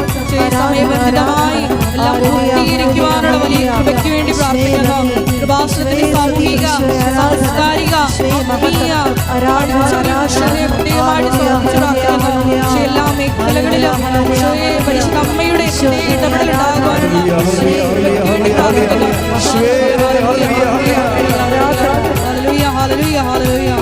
Hallelujah, hallelujah, hallelujah, hallelujah, hallelujah. Shwe aradha, aradha. Shwe bhagavad, bhagavad, bhagavad, bhagavad. Hallelujah, hallelujah, hallelujah. Hallelujah, hallelujah. Shwe aradha. പരിശുദ്ധ രോഗസൗഖ്യ പ്രാർത്ഥനയുടെ സമയമാണ്. കണ്ണുകളടച്ച് കൈകൾ കൂട്ടി നെഞ്ചത്ത് വെച്ചുകൊണ്ട് നമ്മളെ തന്നെ നമുക്ക് കർത്താവിന് സമർപ്പിക്കാം.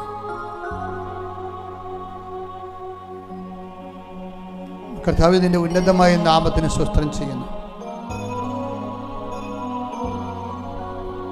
നിന്റെ ഉയർത്തെഴുന്നേൽപ്പ് ഞങ്ങൾ ആഘോഷിക്കുന്ന തിരുവുത്ഥാനത്തിൻ്റെ വീണ്ടെടുപ്പ് ദിനങ്ങളിൽ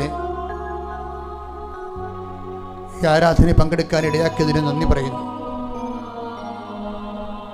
കർത്താവേ, ഞങ്ങൾക്ക് വേണ്ടി ക്രൂശിക്കപ്പെടുകയും ഞങ്ങൾക്ക് വേണ്ടി തിരുവിലാവിൽ മുറിവേൽക്കുകയും ഞങ്ങൾക്ക് വേണ്ടി മുൾക്കിടം ചൂടുകയും ഞങ്ങൾക്ക് വേണ്ടി കുരിശിൽ മരിക്കുകയും ചെയ്ത ദിവ്യരക്ഷക, നിന്റെ തിരുവുത്ഥാനത്തെ സാക്ഷീകരിക്കുന്ന ഉയർപ്പിന്റെ ജീവിതം ജീവിക്കുവാൻ ഞങ്ങളെ സഹായിക്കണമെന്ന് പ്രാർത്ഥിച്ചുകൊണ്ട് ശ്രദ്ധിക്കട്ടെ. ഹല്ലേലൂയ, Hallelujah, hallelujah, hallelujah, hallelujah. യേശുവേ നന്ദി, hallelujah, hallelujah. യേശുവേ ആരാധന, ആരാധന. യേശുവേ നന്ദി, മഹത്വം, മഹത്വം, മഹത്വം.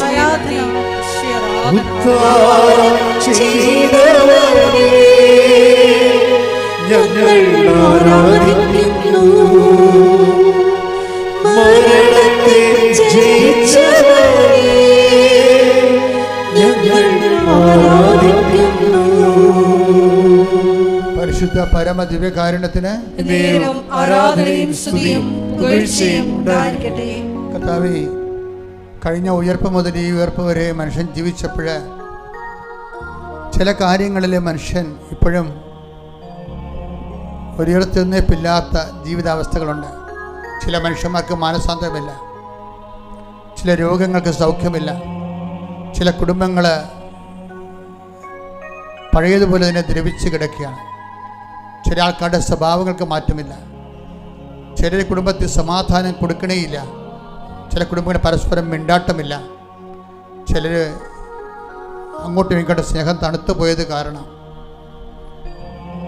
പിന്നെ ഒരു കുടുംബത്തിൻ്റെ ഒരു നമ്പറുള്ള വീട്ടിൽ അങ്ങനെ കാറ്റും മഴയും കൊള്ളാതെ ചുമ്മാ കുറേ ഭൗതിക ശരീരങ്ങൾ ജീവിച്ചു തീർക്കുന്ന ജീർണതയുടെ കുടുംബങ്ങളിലേക്ക് കർത്താവെ നീ പാതാളത്തിലേക്ക് ഇറങ്ങിയ ദിവസങ്ങളാണ് ഈശോയെ.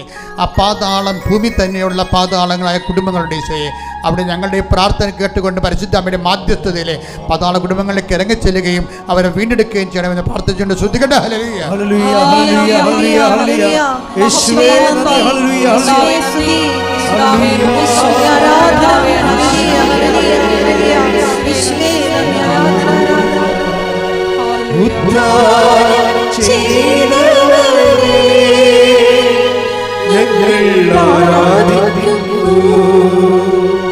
മരണത്തെ ജയിച്ചവരേ ഞങ്ങൾ ആരാധിക്കുന്നു. കർത്താവേ, എൻ്റെ മക്കളെ കൈകൾ കൂപ്പി കണ്ണുകളടച്ച് അച്ഛൻ്റെ കൂടെ ഈശോ നൽകുന്ന പ്രാർത്ഥന ആശീർവാദങ്ങൾ സ്വീകരിക്കേണ്ട സമയമാണ്. കർത്താവേ, ഓൺലൈനിലും തീർത്ഥാടനത്തിലും അനേകം മക്കള് നിന്നെ നാഥനും രക്ഷകനുമായി ഏറ്റുപറഞ്ഞുകൊണ്ട് കണ്ണുനീരോടെ പ്രാർത്ഥിക്കുന്ന ദിവസമാണ്. കർത്താവെ, നിന്റെ തിരുക്കല്ലറയെ ഞങ്ങൾ അനുസ്മരിക്കുന്നു. തുറന്നു കിടക്കുന്ന തിരുക്കല്ലറയെ കർത്താവെ ഞങ്ങൾ വിശ്വസിക്കുന്നു. കർത്താവെ, ഈശോയെ ഞങ്ങളുടെ പ്രത്യാശയുടെ കുടീരമാണത്. കർത്താവെ, അനേകം മക്കള് ഈശോയെ കല്ലറ തുറന്ന് ഈ കാലങ്ങളിൽ കർത്താവെ അങ്ങ് പുറത്തേക്ക് കൊണ്ടുവരണമേ, ഉയർപ്പിൻ്റെ മഹപ്രാപിക്കാൻ അവരെ ഇടയാക്കണമേ എന്ന് പ്രാർത്ഥിക്കുമ്പോൾ കർത്താവ് ഈ ജീവിതത്തിൽ മനസ്സ് മടിഞ്ഞു പോയവർ, പ്രത്യാശ നഷ്ടപ്പെട്ടു പോയവർ, പരിശ്രമിച്ച് പരാജയപ്പെട്ട് ഞങ്ങളുടെ ഗതി ഇത് തന്നെയാണെന്ന് വിചാരിച്ചുകൊണ്ട് കർത്താവ് വല്ലാത്ത രീതിയിൽ കല്ലറയിൽ അകപ്പെട്ടു പോയവരെ കർത്താവ് നിൻ്റെ തിരുമുറിവാർന്ന് ആണിപ്പഴുതാർന്ന് വലതുകരത്ത ഉയർത്ഥാനത്തിന് തിരുവരക്കരുത്താൽ അവരെ സ്പർശിക്കണമേ യേശുവേ. ഞാൻ എൻ്റെ ജനതയെ കല്ലറകൾ തുറന്ന് പുറത്ത് കൊണ്ടുവരുന്ന കർത്താവ് പ്രവചനം, ഞാൻ എൻ്റെ ജനതയെ കല്ലറകൾ തുറന്നുകൊണ്ട് പുറത്തേക്ക് കൊണ്ടുവരുന്നുള്ള പ്രവചനം കർത്താവ് ഈ ആഴ്ചയിൽ ഈ ധ്യാനം കൂടുന്ന ഓരോ മകൻ്റെ മനസ്സ്, ശരീരം, ജീവിതം, ജോലി, എല്ലാ ജീവിത വിളികൾ, ജീവിത അന്തസ്സുകൾ, എല്ലാ കല്ലറകളും കർത്താവെ അടഞ്ഞു കിടക്കുന്ന ജീർണാതമായ കല്ലറകൾ യേശു നാമത്തെ തുറക്കപ്പെടട്ടെ. ശ്രുതികട ഹല്ലേലൂയ ഹല്ലേലൂയ ഹല്ലേലൂയ ഹല്ലേലൂയ യേശുവേ നന്ദി.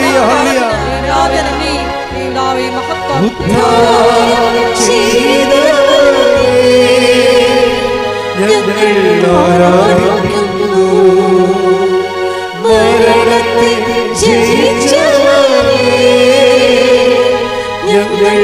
ഹല്ലേലൂയ കർത്താവ്, തിരുവുദ്ധാരത്തെക്കുറിച്ച് ചിന്തിക്കുമ്പോഴും ധ്യാനിക്കുമ്പോഴും കർത്താവെ പലതരത്തിലുള്ള ജീർണത അടക്കം ചെയ്ത കുഴിമാടങ്ങൾ ഞങ്ങളുടെ മുമ്പിൽ പൊന്തി വരുന്ന കർത്താവെ, വർഷങ്ങളോളം മരുന്നുകൾ ഒരേ മരുന്ന് തന്നെ കഴിച്ച് വേറെ രോഗം വന്ന് മരുന്നുണ്ടാക്കുന്ന രോഗങ്ങൾ അകപ്പെട്ട് ജീവിക്കുന്ന ഒരു കല്ലർ ഇറക്കപ്പെട്ട പോലെയാണ് ഈശോയെ.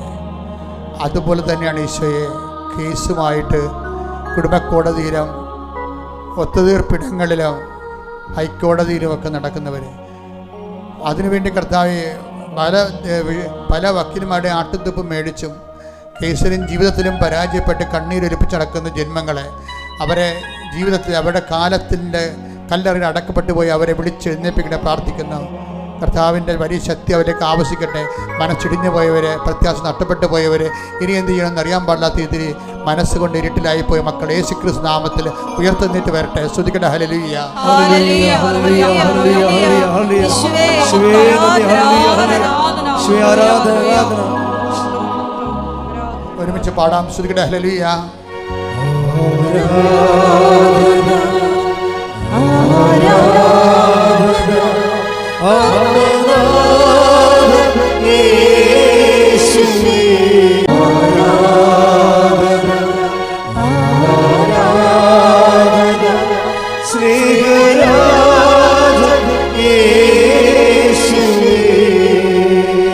അന്ധനെ സുഖപ്പെടുത്തിയ കർത്താവേ, നോൻപ് കാലത്ത് വിശുദ്ധ ജീവിതം നയിക്കുകയും നോൻപ് കഴിഞ്ഞപ്പോൾ അന്ന് നടത്തിയ വിശുദ്ധ ജീവിതം മുഴുവനും പട്ടിനക്കിയ പിണ്ടം പോലെ വ്യർത്ഥമാക്കിക്കൊണ്ട് കുടിച്ച് കൂത്താടി നടന്ന് കുടുംബത്തെ നശിപ്പിക്കുന്ന അന്ധജന്മങ്ങളെ കർത്താവെ അങ്ങ് സ്പർശിക്കണമേ. അന്ധന് കാഴ്ച നൽകുവനെ, നിന്റെ തിരുമുറിവാന്ന് വലത് കർത്ത ഇതുപോലെയുള്ള അന്ധവിശ്വാസികളെ കർത്താവെ അങ്ങ് സ്പർശിക്കണമെന്ന് പ്രാർത്ഥിച്ചുകൊണ്ട് അവിടെ കണ്ണുകൾ വിശുദ്ധിയിലേക്ക് തുറക്കട്ടെ. ശ്രുതിക്കട്ടെ. ഹല്ലേലൂയ ഹല്ലേലൂയ ഹല്ലേലൂയ ഹല്ലേലൂയ യേശുവേ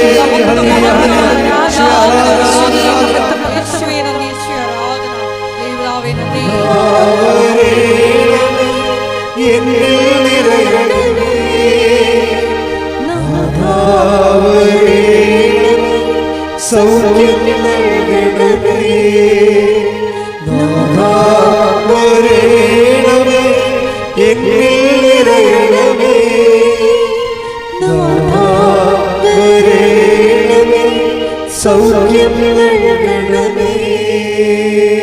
കർത്താവ് നിന്റെ ഉന്നതമായ നാമത്തിന് സ്വത്രം ചെയ്യുന്ന ഈശോയെ, പല പല ജോലി അന്വേഷിച്ച് കിട്ടുന്നില്ല, മനസ്സിടിഞ്ഞ് അതുപോലെ തന്നെ കർത്താവെ സാമ്പത്തികമായ വരുമാനത്തിൻ്റെ സ്രോതസ്സുകളെല്ലാം അടഞ്ഞുപോയവർ, കടക്കാരെപ്പോഴും കർത്താവ് വരയം വെച്ചുകൊണ്ട് സമാധാനം അറ്റുപോയവരെ, സമാധാനം അടക്കം ചെയ്തു പോയ, സന്തോഷം അടക്കം ചെയ്തു പോയ ജീവിതങ്ങൾ കർത്താവിൻ്റെ നാമത്തിലെ മാതാവിൻ്റെ മധ്യസ്ഥതയിൽ പുതിയ ഉണർവിനായി കർത്താവെ അവരെ നീ വിധാനം ചെയ്യിക്കണമേ. പുതിയ ജീവിതം നൽകിക്കൊണ്ട് പരിശുദ്ധമ്മ കൃപാസ്ഥാനത്താറെ ജീവനോടെ പ്രത്യക്ഷപ്പെട്ട പരിശുദ്ധമ്മയുടെ മാധ്യസ്ഥതയിൽ യേശുവിൻ്റെ നാമത്തിൽ നിങ്ങൾ അനുഗ്രഹം പ്രാപിക്കട്ടെ. ശ്രദ്ധിക്കട്ടെ.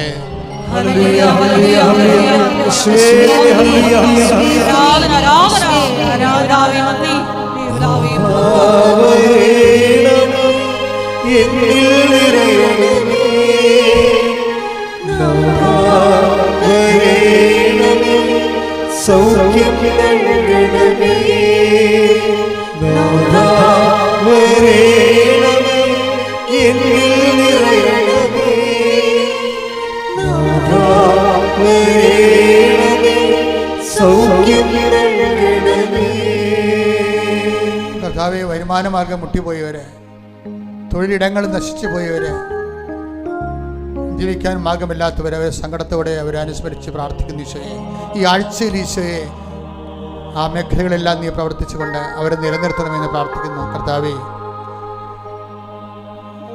ഓരോരോ മക്കള് വിസ എക്സ്പയറായി പോയവർ, വിസ ലഭിക്കാത്തവർ, പരീക്ഷ എഴുതിക്കൊണ്ട് റിസൾട്ട് പ്രതീക്ഷിക്കുന്നവർ, ഇനിയും എഴുതാനുള്ള പരീക്ഷകൾ, അപ്പോയിൻമെൻറ്റ് വേണ്ടി പ്രതീക്ഷിക്കുന്നവർ, അവരെല്ലാം കർത്താവ് ഈ ഒരു പ്രാർത്ഥനയ്ക്ക് വേണ്ടി കാത്തിരുന്ന് പ്രാർത്ഥിക്കുന്ന മക്കൾ, അവിടെ മേലെല്ലാം കർത്താവിൻ്റെ പ്രത്യാശയുടെ പ്രകാശം ചൊരിയട്ടെ. യേശുവിൻ്റെ നാമത്തിൽ അവരുടെ ജീവിതം ഉത്ഥാനം ചെയ്യട്ടെ. ശ്രുതിക്കട്ടെ. ഹല്ലേലൂയ.